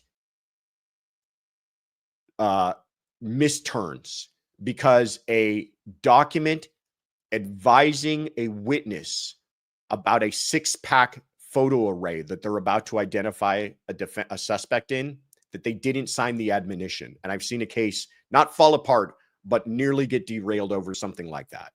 So, great question, Beth. Short answer is they got to just follow the law. They have to, but like I said, you spend law school learning this, so it's not something I could tell you all in a few minutes, but they've got to follow every step of the law from the point that they get a 911 call to the point that they identify and detain a suspect, to the point an arrest is made, to the point that they're interviewed, to the point that that's handed over to the DA's office and they file charges. Long answer is, I guess we'll do a video on this. We've been coming up with a plan of maybe doing some more educational type videos. So maybe this will be one of them as well. But thank you, Beth. Colin from Denmark. Appreciate you. All right. Let's keep it rolling here.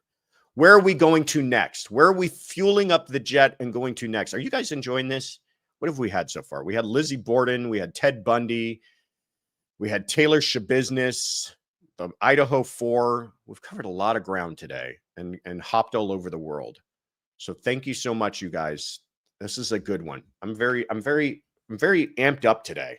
I don't know why. I didn't get any sleep. I think that's why. I stayed up too late watching The Insider. You guys ever seen this movie? Fantastic movie with Al Pacino and dude, why am I blanking on his name? Who's the other star? Russell Crowe. Fantastic film. I stayed up way too late watching it. I looked up when that movie came out. 1999. That is a 26-year-old movie, and I immediately felt like the oldest person on earth, because in my view, that was just last week. Okay, let's keep it rolling. Hi, this is Mandela Jane, or Mandy, from County Wexford in Ireland, and I would have a question regarding the Gary Busey case, especially the plea hearing. I don't know if you guys have seen it. It kind of is under the radar a little bit. He's accused of inappropriately touching 3 women during a 2022 Monster Something convention. And he says, or his defense says, that during the grand jury, there wasn't, not all the affidavits were presented. Then all of a sudden, after this all innocent, I'm innocent, he pleads guilty. And that hearing, that particular hearing of him pleading guilty, is the oddest thing ever. I don't know. Have you guys seen this?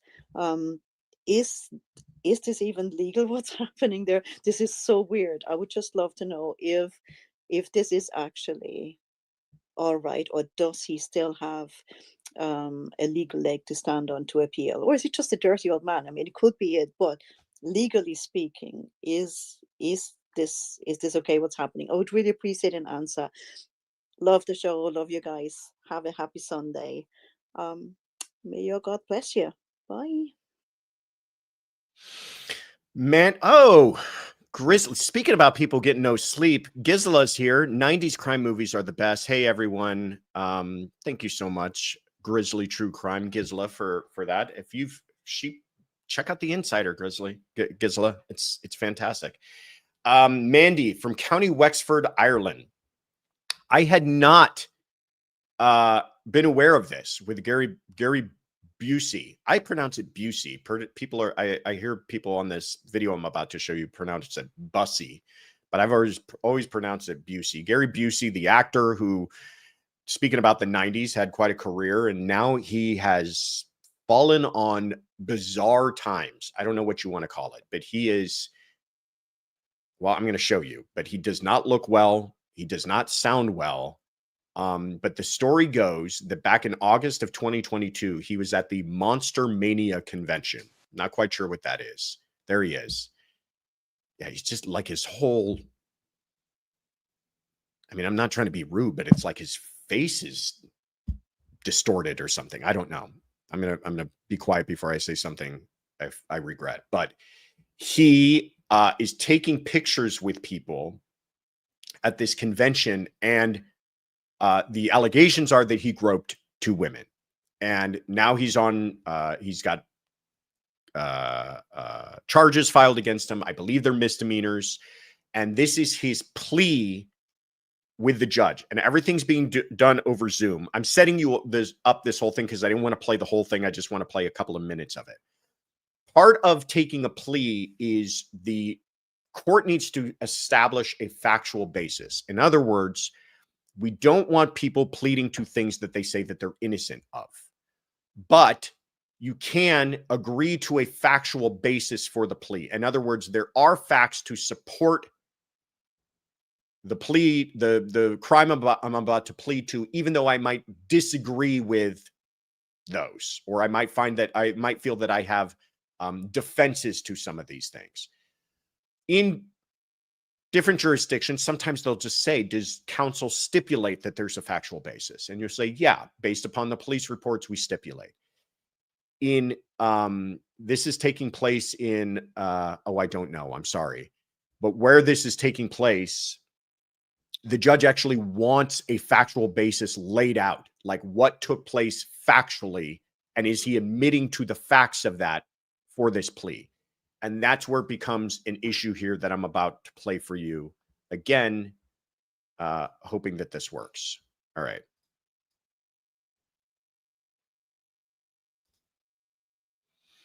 And I wish I could make this bigger. Sorry. Well, there, that's a little bit better. Okay. Mr. Busey, I just want to ask you that. This is his attorney, by the way, clearing up the factual basis, because the judge has already said, I don't have a factual basis here. You understand that it's only a violation of the law that you could plead guilty to if you intended to gratify yourself by committing that act. I've told you that, correct? Correct what? By the touching of the buttocks was done for your gratification. No, I was looking, my eyes were on the camera lens. I moved my hands up and grazed her buttocks without thinking and without looking. That's not a factual basis. That's not a guilty plea. So that's the judge. So this is the point. The crime requires that the touching not be accidental, because we don't convict people for accidental touching, but that for his sexual gratification, the touching, for what he's charged with. His attorney says, remember, I explained this to you, Gary. This has to be for your gratification. Was it? And he goes, no, it wasn't. It was accidental. And then the judge says, this is not a factual basis. I can't take this plea. What? Mr. Busey, I've advised you, and we agreed earlier, that in order to plead guilty, you have to truthfully acknowledge. I truthfully acknowledge that you did this for your own gratification, as opposed to any request by AD. Is that correct? Yes. Okay. Thank you, Judge. So this was not an accidental touching. You purposely touched her. Is that correct, sir? Yeah. Okay, you did it for your own self-gratification. Is that correct, sir? Yes. Okay. Any other questions from the state? No, Your Honor. Thank you. Okay. I'm going to stop it there. I'm going to just say this. This is how the sausage is made, okay? This is really as clumsy, and as you're watching this going, how is she accepting that? He's obviously just saying yes to say yes. You know, welcome to the world, everybody. This is how a lot of these things go down, because here's what's really taking place here. He's got no case to fight this, right? He doesn't want to fight this. He's not quite understanding the game that's being played. He's probably getting a plea deal that allows him to just move on with his life. He doesn't want to go to trial. He doesn't want to have to fight this in court. He doesn't want to have witnesses called and explain his actions. And maybe there's videotape of him being awful, whatever it is. Okay. You get this all the time in court. The people are, stuck to their guns, and they're arguing with their attorney, and you're just trying to get stuff on the record to get this clumsy machine over the finish line, to keep the treadmill going, keep the conveyor belt moving. And this kind of stuff does happen.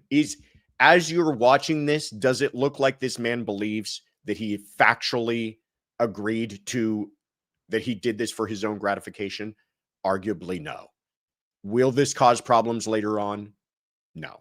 This is something that needed to get handled in court. And I know I'm sounding incredibly cynical there, but if you've ever spent a day working in this system, you understand it's a lot of pulling and prodding to getting this thing all moving along. Because if the judge stopped this here and said, I'm not taking this, that's how the whole works gets gunked up, and nothing will ever get done. I remember I had a case in court where I had a client who was just, a unique guy, and he just couldn't get his head wrapped. He could not keep his mouth shut, and he always wanted to kind of have his say in court. And it was a very similar situation to this. And we're taking a plea with him, a fantastic plea, a plea that would get him out in several months for a crime that he probably should have went to prison for several years. And I'm sitting there, we're taking it, and the judge asks a very similar question. Do you admit X, Y, and Z? And he's like, no, I don't. And I turned to him, and he's like starting to argue with me. And I remember this because the court, I tried to keep my voice down, but the rest of the court could kind of hear me. And I'm like, I forget what I'm going to just substitute his name for Bryan or something. Like, Bryan, you're about to blow this whole effing thing up right here.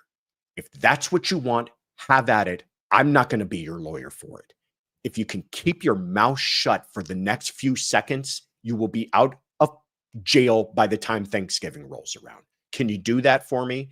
And it's just one of those things that, like I said, sometimes you're pushing and prodding just to get the thing over the finish line. So anyhow, poor Gary's fallen on some tough times, and that includes apparently some inappropriate touching at Monster Mania coming to a convention center near you. All right, let's keep it rolling here.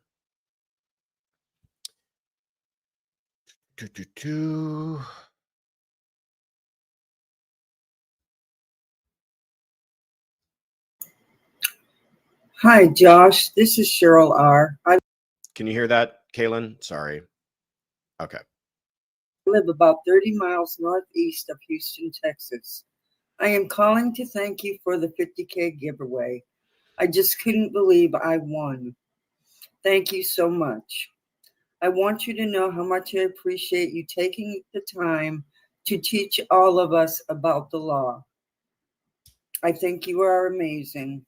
I also want to appreciate Tiffany and Kaylin's hard work for making this channel the very best. To the mods and crew, Courtroom Confidential is a respectful and fun place to be because of all of you. On to 100K. Take care all, and thanks again. Oh, Cheryl R from Houston, Texas. So good to hear your voice. Let's put you on the map. Cheryl won our big 50K giveaway for 50,000 subscribers. We had a lot of entries, hundreds of entries, and Cheryl just won, chosen at random. And she gets herself $100 gift card to our shop. And Cheryl can pick out as much swag as she possibly wants and more if she wants, including this shirt that I'm wearing today. What color is this? Pink? Is it just called pink? I don't know. Probably has a fancier name than that. But congratulations to Cheryl. We'll put up oh, Gizzle is back saying who's getting ready to submit their voice notes for next week's Sunday. I hope you are. I loved hearing from you last time. A couple of weeks ago, we heard from you. There's our shop. If you go to thecourtroomconfidential.com and click on shop, you can see all our official merch. And we've got a lot of new shirts and colors and tank tops and notebooks and mugs and a bunch of other stuff coming out. IGG Rock says salmon. I agree with that. Frosted cherry blossom. That's what I don't care what it's called anymore. That's what we're now calling it. Frosted cherry blossom. Love it. Well, Cheryl, I'm so glad that you won. I hope you enjoy the swag. I hope you keep calling in. We appreciate having you as a part of this community, and thank you so much for all your support. All right, let's keep it. Oh, we got some members here. CJ9536, thank you so much for becoming a member. And Tammy Hawkins said he almost died in a motorcycle accident years back. He's not been right since.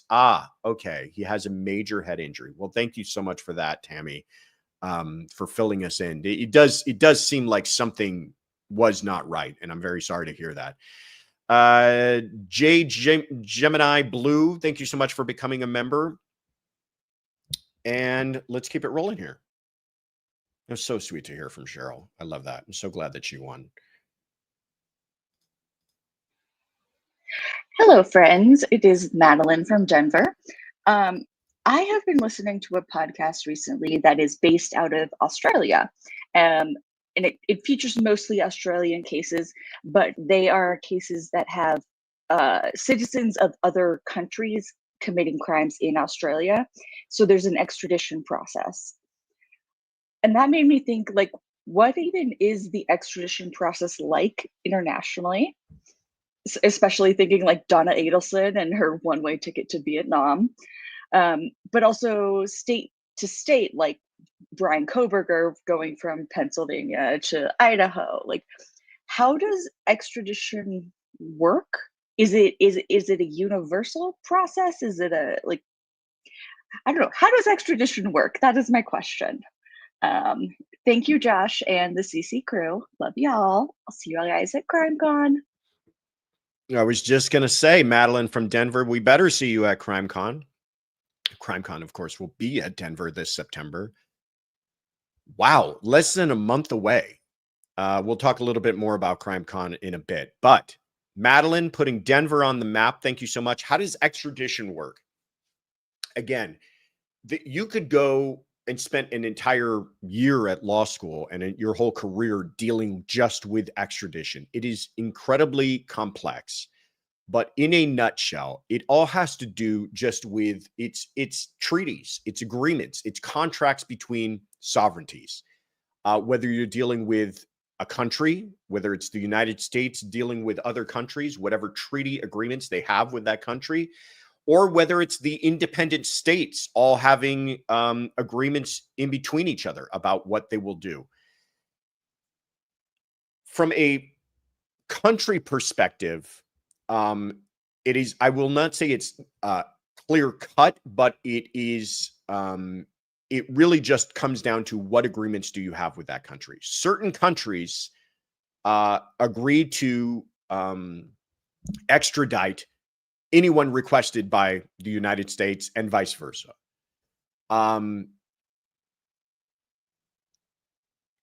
Some countries say, well, that's limited to the punishment.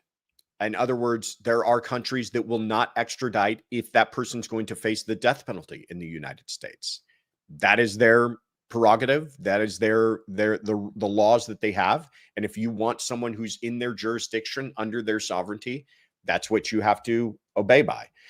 Other countries don't have an extradition agreement with the United States. Vietnam does not have an extradition agreement with the United States.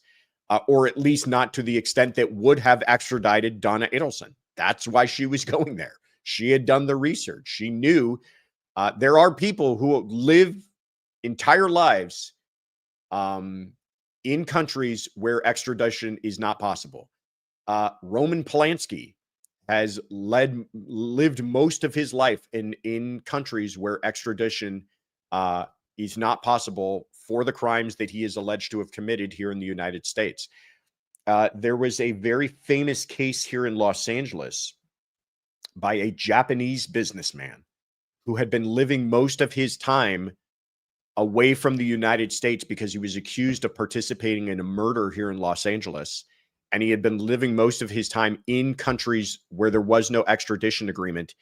And he was captured because he had a layover in Guam. And they were able to nab him and bring him back to the United States. So interesting kind of little dark corner of the law. In between the states, again, they have this, what's called the Interstate Compact, but the process involves the requesting state sending a motion to the state where the person is, serving warrants on that person, getting that person to come into court, having those states agree mutually to have an order made for that person extradited back. Sometimes the governor's got to get involved. It is a complex process. It does happen quite a bit. And for the most part, the person who's going to be extradited is not fighting it because it's almost an inevitability. But sometimes they fight it and it just kind of drags the entire process out. I've dealt with it a handful of times before. And the times that I have dealt with it, it was for people who had been arrested here that were facing extradition to other states. And usually for the most part, I'm explaining to them that, listen, let's waive extradition, get you to the other state. That's where you need to fight your problems. Having you sit here in LA County jail for a longer period of time than you need to be is not helpful to you at all. So great question, Madeline from Denver. I expect you to have further questions for me when we see you at CrimeCon. All right, let's keep it rolling here.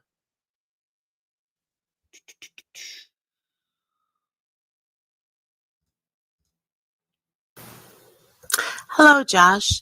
This is Martha from Gaylord, Michigan. And I have a question. It doesn't have to do with any particular trial or case going on right now, except I have been watching different trials where law enforcement comes in to search and get crime scene evidence from a rental where the defendant was staying and a crime had been committed. My question is, when the crime scene technicians come in and law enforcement and they take swatches of sofas or pieces of floor or, I don't know, walls or bathrooms or dismantle sinks, things like that, how does the landlord get reimbursed for the damage that is done to their rental property?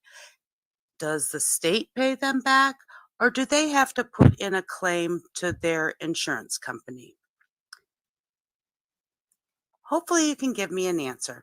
I've been wondering about it. Thank you. Martha from Gaylord, Michigan, thank you so much for the call. I love this because it's something I never would have thought of. It's funny. I've been doing this for a long time, and I've never really thought about who's paying for that damage. So great question. You are asking, yeah, you know, many times police, well, first of all, they're breaking down the door sometimes for these, to execute these warrants. But then sometimes they're pulling up carpets. They're taking swatches out of the wall. They're pulling up, you know, blood spatter off of furniture and things like that. You're right. Sometimes a lot of damage is done. There was the Rex Heuermann. There was a recent documentary that came out that they followed Rex Heuermann's wife, and she walks them through the house after all the warrants there, and it's absolute. I mean, it's torn apart. Doors are missing. They took the entire door off of the bathroom and took it with them. And Martha, who's a kind person, went a step farther and said, well, who's paying for all of that? The answer is probably going to, and Martha's point too is, what if you didn't even own the home? What if you're not the defendant? I kind of get that. What if you're just renting it to the defendant? Do you have to pay for that? Probably not going to make you feel that great, Martha, but the answer is the homeowner pays for it. If it is justifiable on the part of law enforcement. In other words, as long as they weren't operating outside of the law and doing something unreasonable, that's just seen as the price of living in a law-abiding society. Maybe your insurance will cover some of that. I'm going to tell you, I guess probably not, because insurance companies do not like to write checks, and I can't imagine why they would cover something like that, but maybe they would. If it's unreasonable, a judge can make an order for law enforcement to pay restitution back to the homeowner. But this all kind of falls under the greater concept of qualified immunity. And that is the idea that liability for civil damages, insofar as their conduct does not violate clearly established statutory or constitutional rights of which a reasonable person would have known, are going to create a protective layer of immunity for law enforcement. So criminal liability, civil liability, which this would include, all covered under that, as long as they're not doing something unconstitutional. Great question, Martha from Michigan. Appreciate you calling in. Let's keep it rolling here. Oh, wait a minute. Sorry, I missed that one. Grandma Law Nerd becomes a YouTube member. Thank you so much. Carrie Jacobs for becoming a YouTube member. Appreciate you. I've got a lot of new members today. I'm loving this. Gerda Kotze for becoming a YouTube member. And how do you pronounce this one? Calera for the gifting memberships. I appreciate that. What a beautiful looking cat there. Appreciate you guys. You're fantastic.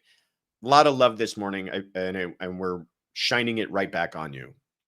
All right, let's keep it rolling here.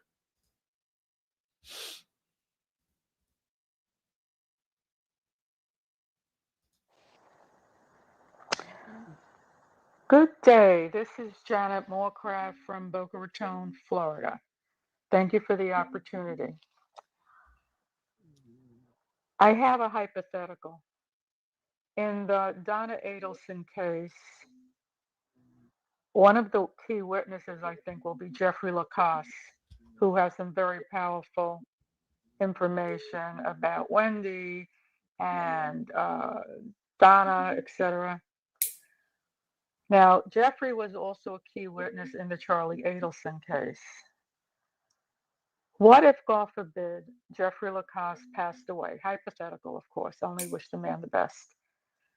Would the state be able to use Jeffrey Lacoste's testimony from the Charlie Adelson case in this case of Donna Adelson? Because it is very powerful testimony against the Adelson family. That's my question. Have a beautiful day, everybody. Thank you. Thank you so much, Janet from Boca Raton. Let's put Boca Raton, Florida on the map. This is I love this. I love this question because it explores an interesting concept in the law, in criminal justice, but it also applies it very specifically to a case that we've all been following closely. So Janet wants to know, hypothetically, in the Donna Adelson trial coming up here, and it's happening. I was wrong. I thought it was going to get delayed. Doesn't look like it. Looks like it's going full steam ahead, coming up in a couple of weeks. Jeffrey Lacoste was a pivotal witness who was called during Charlie Adelson's trial. Jeffrey had been dating Wendy Adelson for the 9 months leading up to the murders. He presented some very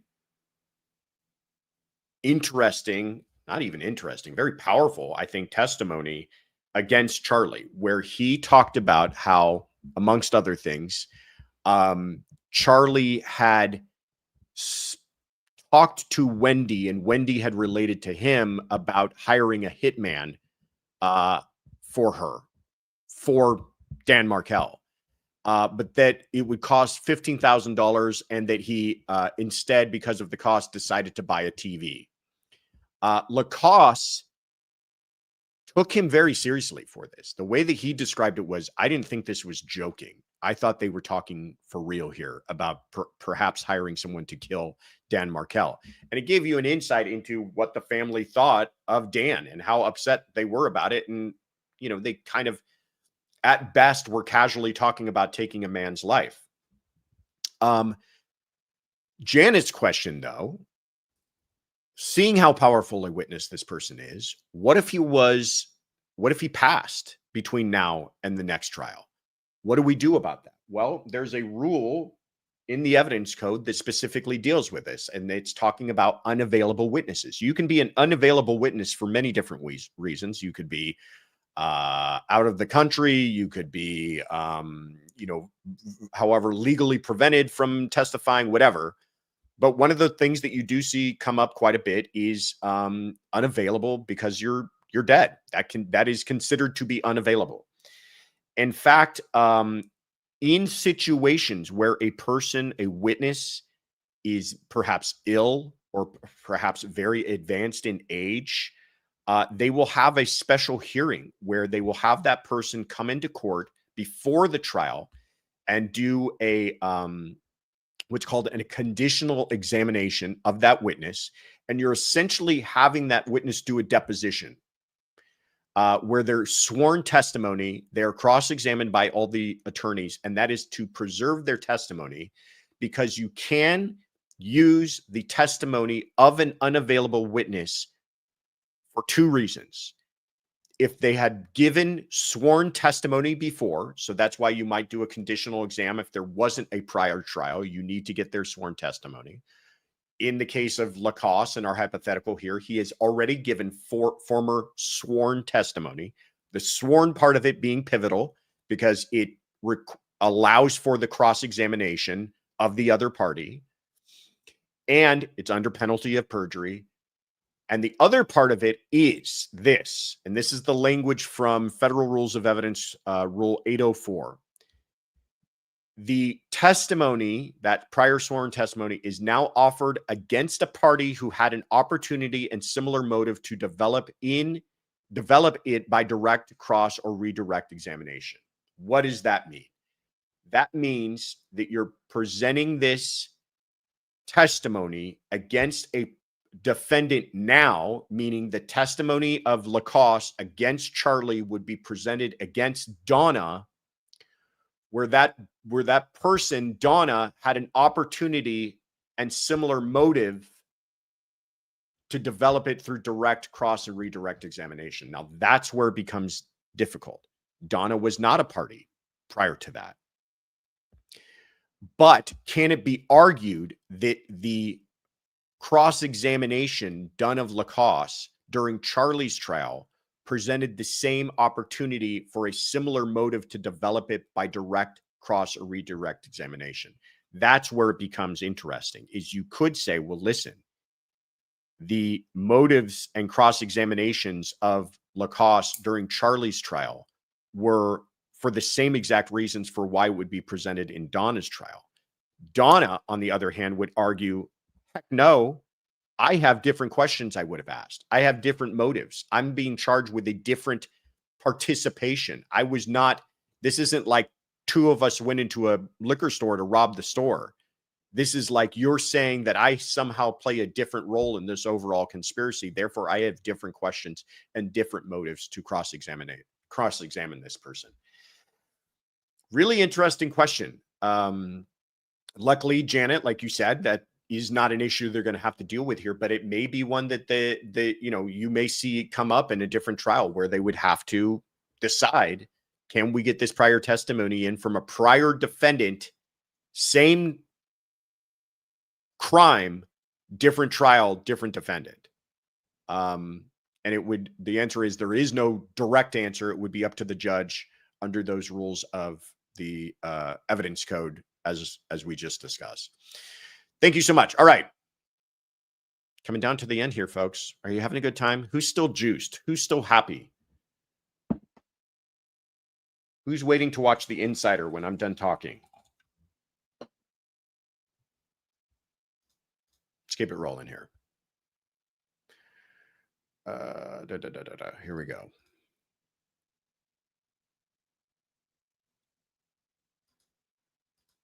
All right, not my fault.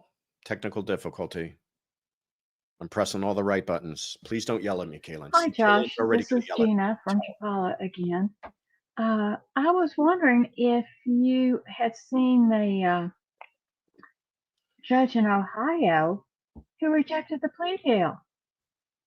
Both sides, prosecution, defense, agreed on a plea deal, had a sentence, went to court, and the judge rejected it and sent the defendant to jail. I'd love to hear your comments on that. Thank you. Gina from Chapala, Mexico. Let's put Chapala back on the map. Always great to hear from you. This was a case that I had not followed. It's not a case that anybody was really following. It wasn't a case that was even on anybody's radar, but it became a case that a lot of people reported on because of what I'm about to show you right now. This is a case involving a woman by the name of Hannah Freeman. She had been accused. She had a relationship with a man. Apparently, they've worked at the same school. I'm not going to make any comments about how you might be able to tell that she would go a little bit off her rocker just by the look in her eyes. But anyhow, she had decided that she did not like the way that relationship had ended or the fact that it had ended. And she decided she was going to follow this ex-boyfriend quite a bit and make his life miserable. So she got brought up on misdemeanor, by the way, stalking charges, misdemeanor. Usually, even with something as serious as stalking, if it's your first time offense, you've never committed a crime in the past, no elements of actual violence involved, and it's a misdemeanor, you're not going to be looking at any jail time. So her attorney and the prosecution had entered into a plea agreement where she was going to have probation, a bunch of other bells and whistles, have mental health counseling, but no jail time, no custody time. What I'm about to show you is when they're entering that plea in front of a judge. And this goes to the question of many times I get asked, can a judge affect the plea deal? Can a judge reject it? Can a judge? Yes. Judges have a role in this. It has to be accepted by the judge. In the Kohberger case, it had to be accepted by the judge. Now, the judge was never going to do anything to affect that case because it's so serious. But yes, judges have final says in these things. When you put a plea in front of a judge, they can change that. Let me play this video and then I'll tell you guys a little story. All right.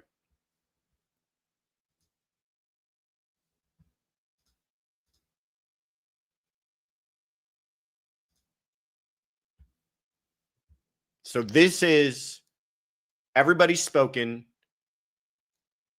The DA has laid out the plea deal. Defense has given their little spiel on it. Oh, Josh, why did you do that? And now we're at the point where the judge is about to put down the sentence. Okay. Court has considered this matter.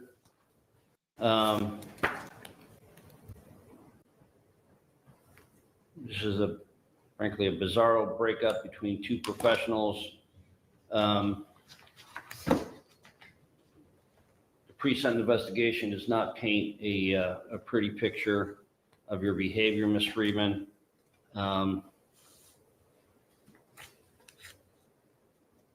You should have known that was over. It's my understanding that the victim had someone else in his life.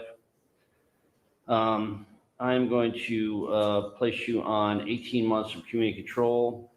You'll be ordered to have no contact with Mr. McKenzie, the victim, in this case, as a condition of community control. You are to wear a GPS device for the first 90 days. You'll be on house arrest with work release. You'll be ordered to undergo mental health counseling, particularly to establish healthy boundaries. And you will serve the first 7 days of this term of probation in our county jail. You are ordered remanded. We hadn't agreed sentence. You didn't agree with me, Mr. Kinlan, and I am charged with sentencing. At this point, Your Honor, we're going to make a motion to withdraw the plea. We'd rather go to trial. Because you don't like the sentence? No, because we don't like the way the court has interpreted the facts. Mr. Kinlan, The facts are not correct. did you talk to me about sentence before you pled your client? You were not available, Your Honor. I'm available all the time, Mr. Kinlan. You chose to plead your sentence, your client. We only met with you one time, Your Honor. At this point, we'd ask to withdraw. I'm offended that you would make the insinuation here that I don't work enough. I'm not making that insinuation. How long, when was this case indicted? December.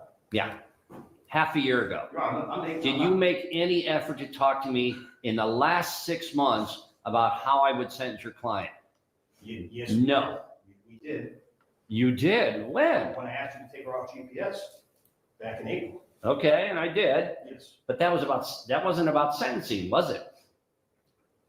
I just asked you, did you make any effort to talk to me about what sentence I would impose after you negotiated a plea deal with the state of Ohio? No, we did have an agreed sentence with the state. We asked the court to go along with the agreed sentence as a condition of plea. Didn't ask me, sorry. Plea is not knowingly voluntary. Your bad practice is not my problem. I don't think it's my Order bad remanded.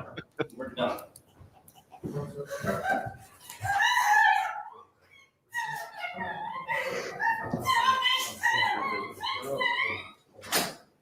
Don't do that in front of the camera, Gio.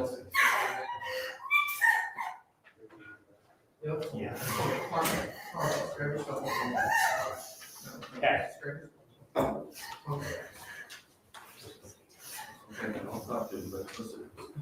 I'm listening. Hold on.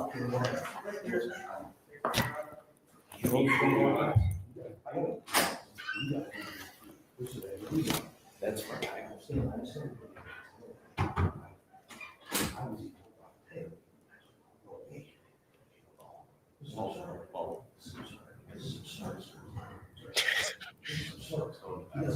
I love the, I'm going to stop it here. I love the prosecutor with the mug of coffee still in his hand. Like, I don't care, dude, whatever. I'm going to just right off the bat, this judge just doesn't like that attorney. Okay. Like if you think that like, oh, this is, you never know. It's always a game of like, is it going to happen or isn't it? Right until the very end when the judge accepts the plea. Oh, it could blow up in your face. No. This judge doesn't like that attorney for whatever reason. I have done these countless of times in court and never been caught off by a judge who's like, I'm not taking that plea. Even before the case gets called, usually what you're saying is, Your Honor, we'd like to call number 12 on your calendar. We have a plea. Here's the term. The judge is going, what are the terms of the plea? Okay, let me write this all out so I understand what's happening here. And everybody's in on the conversation. The idea that this judge pulls this on him at the very end is just, I don't want you to feel that this is somehow like a thing that happens quite a bit. But it can happen. If for whatever reason, this defense attorney and this prosecutor kept the judge out of the loop, I can understand the judge going, nobody ran this by me. That's not the way this works. You don't just get to decide things. I saw a probation report. I didn't like what I saw. I'm disturbed by this. By the way, 7 days is like seen as basically nothing. It's no one is losing themselves about 7 days. The client, she's obviously upset about it. You could kind of tell from her reaction that she's a emotionally charged individual.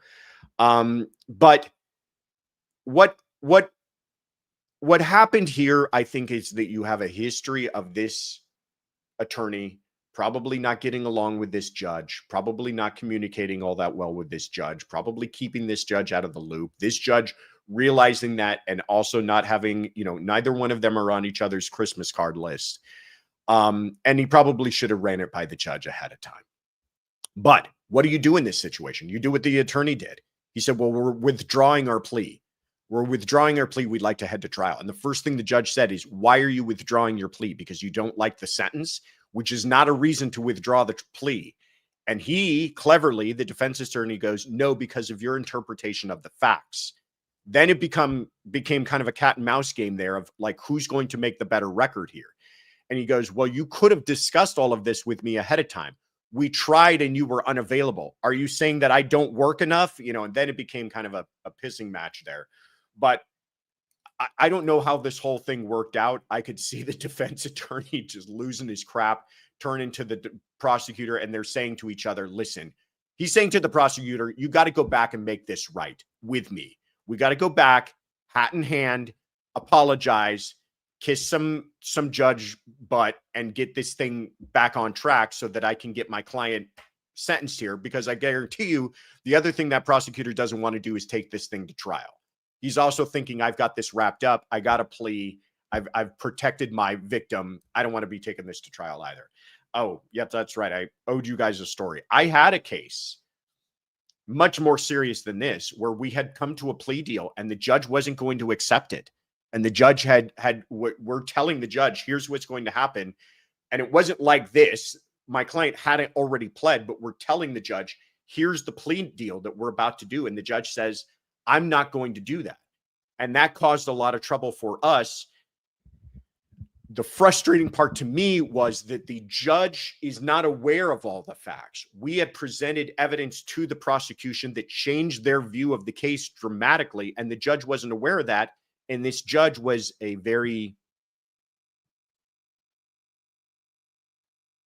right now, I'm just trying to figure if this judge is ever going to watch this channel. This judge felt that she had a grasp of the facts better than she did. And we had to let the judge know that the judge was not aware of everything. And ultimately, we were able to work out a deal, but it included more hoops and bells and whistles for my client than had originally been agreed to by the people. But the moral of the story is, yeah, you guys can work things out. Prosecution can feel fully justified. You can feel fully satisfied. And judge can say, not the way I see it, not in my courtroom.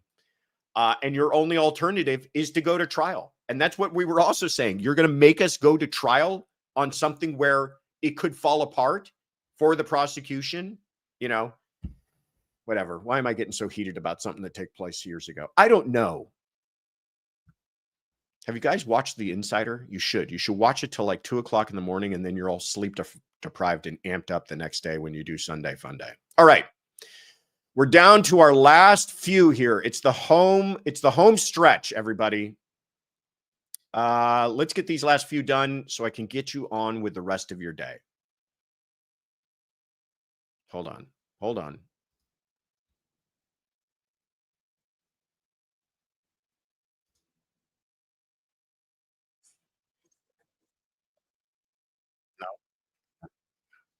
I did everything right. I pressed all the buttons.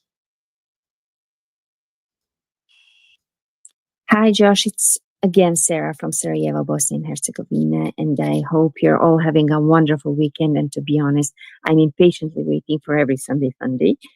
I mean, it really feels amazing to be a part of a community where every opinion counts. Okay, my question today is about a case that was completed some months ago, and it's about Nicole Johnson, who killed her 7-year-old niece and later on 5-year-old nephew. And she was driving their dead bodies in her car for months until the police stopped for speeding. I watched the video cam footage of the moment when the police found out there was a body in the suitcase due to bad smell in the back of the car, and it was gruesome.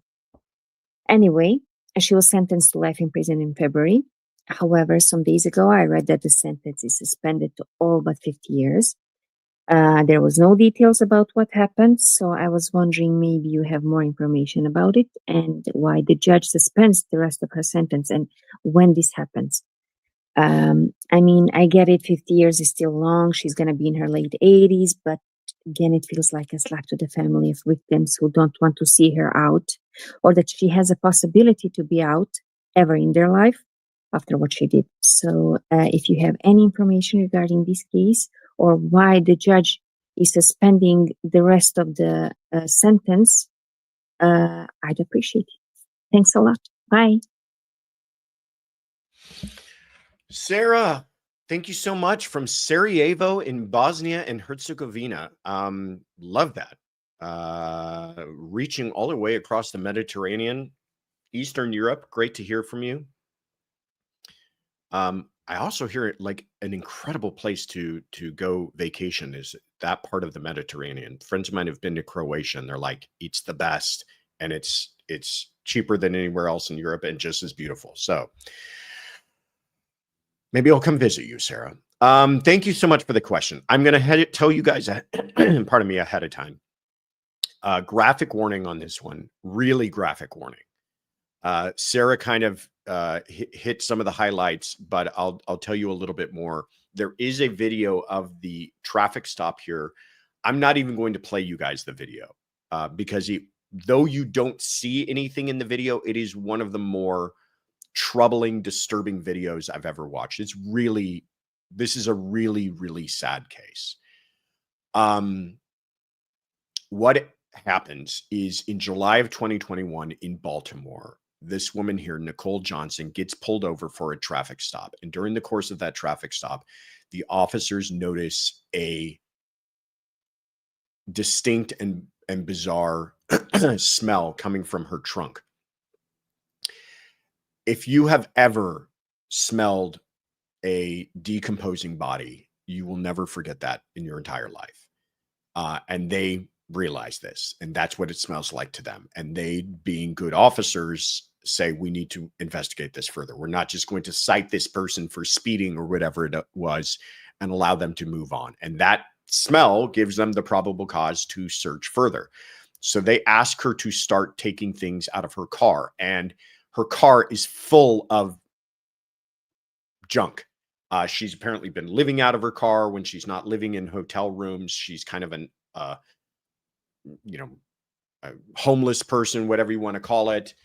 They are pulling out luggage, and she is the whole time saying, yeah, it's dirty blankets. It's dirty towels. I have a bunch of laundry and dirty things in here, and it's been going bad, and it's starting to cause a smell. There is one bag in particular that has drawn their attention. It's covered in several different layers of garbage bags to the point that police are having to cut through it to help her to open it. And they're asking her to open things, pull out towels and blankets. And she's still saying, yeah, it's blankets. It's nothing. It's nothing. It's nothing. Finally, they find a piece of luggage, and they're telling her to open it. She starts to become incredibly emotional. It's just towels. It's just towels.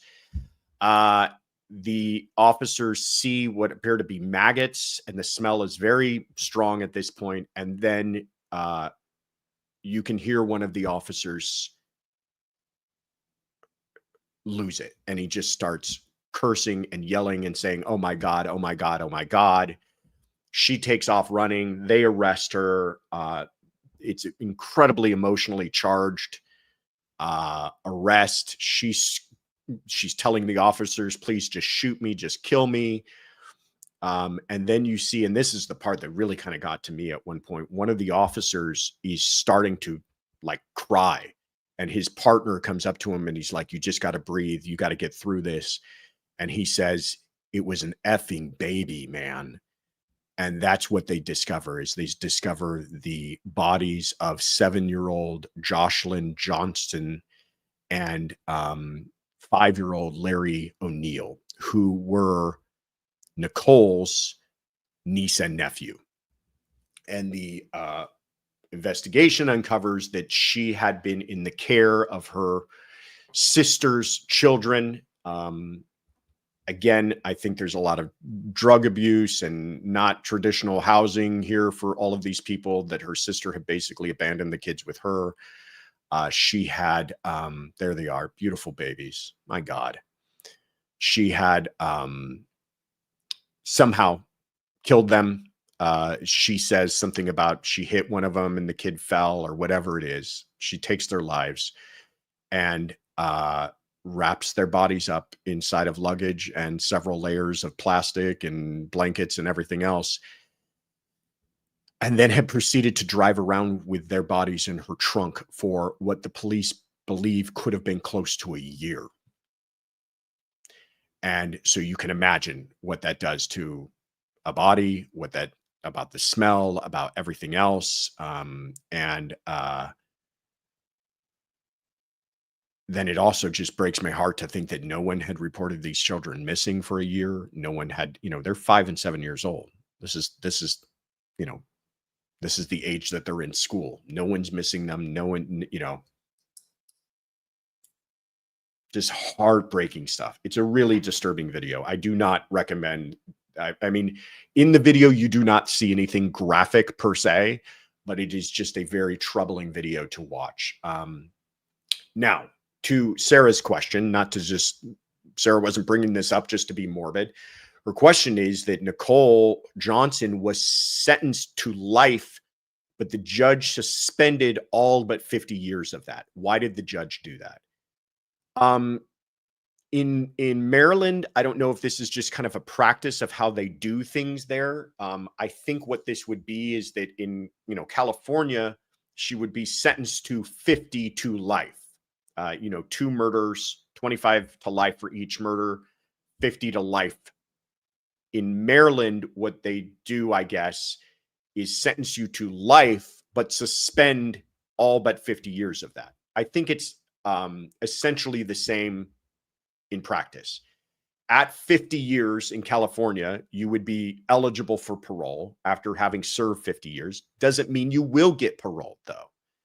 You are sentenced to life.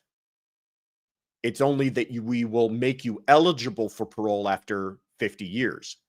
But you could get denied parole. You could remain for your entire life in prison if you're, for whatever reason, denied parole. It's just that you are given the opportunity to go before a parole board. I think that's essentially the same thing in practice in Maryland, that she has to serve 50 years, but the remainder of the time is suspended. Suspended time just means it's not enforced, but doesn't mean it can't be enforced. In other words, you can have suspended time enacted for a number of reasons. And I imagine it'll be the same kind of process there, with you serve those 50 years, and if for whatever reason they don't feel that you should be released after 50 years, they can enforce the rest of that life because you've been sentenced to life. That is the jurisdiction that the state has over you to hold you for the rest of your life. And it's only after 50 years that no longer becomes suspended time, or that it becomes suspended time, pardon me. Therefore, meaning it's not going to be enforced unless something else. Same thing in California.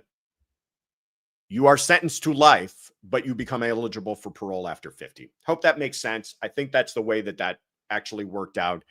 Horrible, horrific case. Beautiful babies lost. Awful, awful stuff. But thank you so much for Sarah from Bosnia and Herzegovina. I'm glad to see that we have our family extend that far. All right.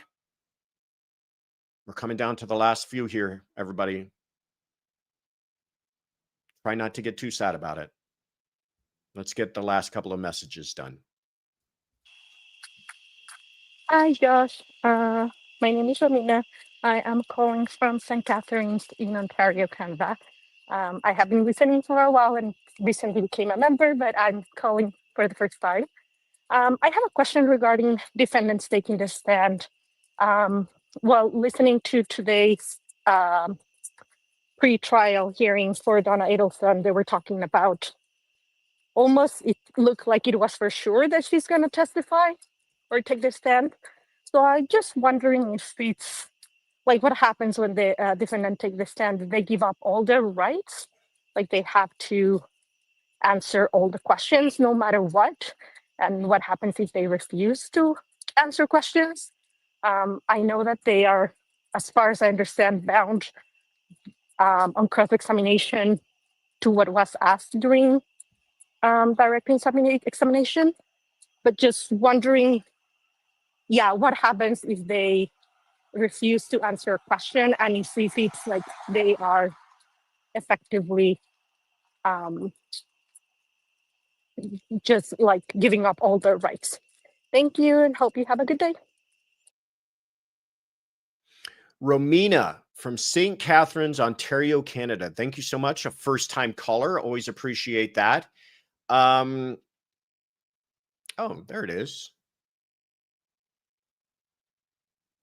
Not where I was guessing. Interesting. Thank you so much. Great question about Donna Adelson. Donna, she wants to know if Donna testifies, and it does sound like she's going to testify. I will say it is odd for attorneys to say ahead of time that their client is going to testify. Doesn't mean that they have to at that point, but usually that is, defense attorneys like to be very coy about that. Well, we haven't decided yet, Your Honor. Or we understand that if we want to get this evidence in, it has to be through our client testifying, whatever. But they've said in court, she intends to testify. So buckle up. We should be hearing from Donna. Also kind of tells you something about the Adelson family, that they all feel they're going to be able to talk their way out of it. You would have thought she learned her lesson from her son, Charlie, testifying. It didn't go all that well for him. He thought he was incredibly clever. Can't imagine Donna thinks she's more clever, but apparently she does, or she feels like that's her only chance is to get up there and maybe get some of those jurors to feel sympathetic for her. That's what I think it's about. I think it's less about what she feels that she's going to say is going to be all that clever, as much as she's going to go up there and play the whole, I didn't know. I'm an older lady. I'm a grandma. I didn't, where am I? What's happening? Please feel bad for me. I mark my words. That's what it's going to play out as. Anyhow, but if she testifies, Romina wants to know, does that mean it's game on? No holds barred at that point. 100%. That's what it means, Romina. When you testify, you are waiving your Fifth Amendment right to remain silent. You're waiving your Fifth Amendment right to not give testimony against yourself. You get up there, you testify, the same rules apply. You're going to be subject to cross-examination like anybody else for anything and everything. You, like any other witness, have your veracity at issue. And therefore, that means they can get into past things that you've done, things that you're not even charged with, things that you've lied about in the past. Have you ever lied on your taxes? Anything that tends to show your moral turpitude, calling that into question, or your veracity is open game, and they will get to ask about it. And if you stop answering questions, what can happen? Well, you could ask the judge to have their answers stricken. You could ask the judge to have their entire testimony thrown out and disregarded. But if you're a clever prosecutor, you say, no, we'll go ahead and keep it. I want the jurors to remember that that person didn't answer all the questions on cross-examination. I want the jurors to remember that when the heat was turned up, that person refused to answer questions. You are not allowed to comment on the fact that the defendant decides not to take the stand. That is a huge no-no. That is called Griffin error. You, as a prosecutor, make an argument that this defendant chose not to testify, the whole case gets thrown out. Immediate mistrial.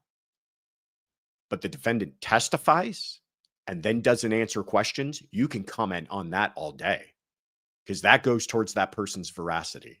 And you can comment on that like you would any other witness testifying. So I'm sure the prosecutors would love her to stop answering questions. That would look far worse for her than if she had chosen not to testify at all. All right. sad times. We're at the very end. Who's going to bring it home for us? Last question, then I'm going to give you some announcements. Don't go anywhere, anybody. I got some great announcements for you, something we're very excited about. Very, very excited about. So don't go anywhere. But here's our last question. I got to do it whether it's played or not. Felicia K. Mayo, Humboldt, Tennessee. Joshua, Tiffany, Kaylin, everybody. Congratulations on the nomination for the Clue Award at CrimeCon. Whether you win or not, you're always going to be number one in my book. Y'all have a great rest of the day. Happy Sunday, Funday. Bye. Alicia K. Mayo coming in like our closing pitcher. Thank you so much from Humboldt, Tennessee, putting you back on the map as always. Alicia K. Mayo, thank you so much. Yes, it is true. If you didn't have an excuse to go to CrimeCon before now, we hope that you do now, because we found out on Friday night that this tiny little channel, this humble little podcast thrown together with scotch tape and string, has been nominated for an award, one of the Clue Awards at CrimeCon this year. We have been nominated in the category of Outstanding Episodic Podcast. We're thrilled. We're through the roof. We are humbled and we are flattered, and it's big news for us. We've been working really hard, and we're, a lot of these other channels and podcasts that have been nominated, we're incredibly honored and flattered to be even considered among them, because they've been around longer and have more kind of resources behind them. And so we're very, very grateful, and we're grateful to all of you, and we're grateful for the recognition. So come to CrimeCon, everybody, which brings me to my announcements here. So again, if you haven't already and you want to know, how do I leave a message? I love this. I love watching, but I want to participate. How do I leave a message for the next Sunday Fun Day? Well, you go to the website. You click on send us a message. A box will pop up. You get 90 seconds to ask the best true crime question you can come up with. If you want to know about membership, you click on the membership tab and you can become a member of Courtroom Confidential. And we've got a lot of benefits to that. If you want to buy merch, if you want to buy this, what did we call this? What did I like? The idea that this was Starburst Berry or something. I liked it, whatever it was. If you want to buy this pink shirt is what I would call it. We've got this and many other colors available at the shop. Something I wanted to share with you guys. I've talked to you about this a little bit before, but as this channel continues to grow, one of the things that we have dedicated ourselves to is when we do a live stream like this, we don't want it to be interrupted by ads from YouTube. And part of making that possible means taking on sponsors. And we're very excited that we have our first sponsor, and that is a company named Aura. Aura is a company, first of all, we believe in, because we never bring you anything that we didn't believe in ourselves. It's a company that I use. It's a program I use. I'm very happy with the results. If you are dealing with robocalls or spam emails, or you're worried about your personal data or leaked passwords, this is what Aura is for. It is a all-in-one digital security platform. They will give you alerts. They will provide you with a VPN. They will give you an antivirus. They will give you password manager. They will give you ID theft insurance. They will give you 24-hour US-based support, all in one place. And what we are able to offer to you is a 14-day free trial. You sign up, you're not going to regret it. I signed up and I immediately started receiving emails from companies I never heard of saying, hey, we removed you from our list. That's all Aura. They went out and did it for you. So it's free. It's a great product. And it's also a great way to support the channel. We hope that you check it out at aura.com/courtroomconfidential. You can get 14 days for free. What did you miss on Saturday? We had our weekly roundup. Saturday was just yesterday, if you can believe it. We talked about the Nicholas Casotis case, the Donna Adelson case, the Corey Richins case. That is Austin Drummond. We talked a little bit about that as well. Check it out. It's up on the channel now. Monday, tomorrow at 5 p.m. Pacific, 8 p.m. Eastern, we will be going live with one of your favorites, Kevin Fixler from the Idaho Statesman. We're calling this fact or fiction because Kevin has been doing a lot of work clearing up a lot of misinformation that is out there. Things that have been reported on that are just wrong. Things that have come out in documentaries that you may have seen. Dateline. That are wrong. And he's going to clear up all of that for us. And he's also teasing me. He keeps on telling me, stay tuned, that something big is coming out. And I think it's going to be released tomorrow. He's going to have an article on it. I don't want to blow up his thing because he wants to release his article first. But if that article comes out tomorrow, he tells us that we are the first exclusive people to be talking with him about it. So stay tuned. Tomorrow should be a good one. I'm looking forward to it. And then Wednesday, we're having Joel Waldman from Surviving the Survivor on to talk to us about the coming Donna Adelson case. He's going to fill us in on what to expect, all the last, if you've got questions on Donna Adelson, bring them for Wednesday, and we'll try to get into all of that in anticipation of that trial. That trial, by the way, we're going to be streaming on Courtroom Confidential live trials, our sister channel. So don't miss that. Every single day of it will be on Courtroom Confidential live trials. Deborah Clary, thank you so much for becoming a member. Linda Wolf, thank you so much for becoming a member. Oh, that's very nice of you.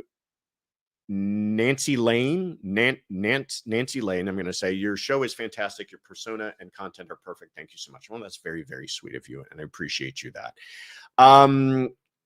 What else do I got for you? Oh, CrimeCon. Yeah.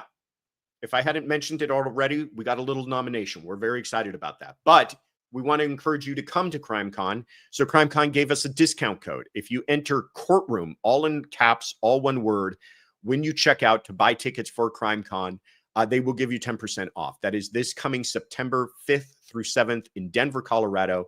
We will see as many of you there as we possibly can. Maybe, I don't know, maybe we'll be celebrating some new Clue award. Wouldn't that be exciting?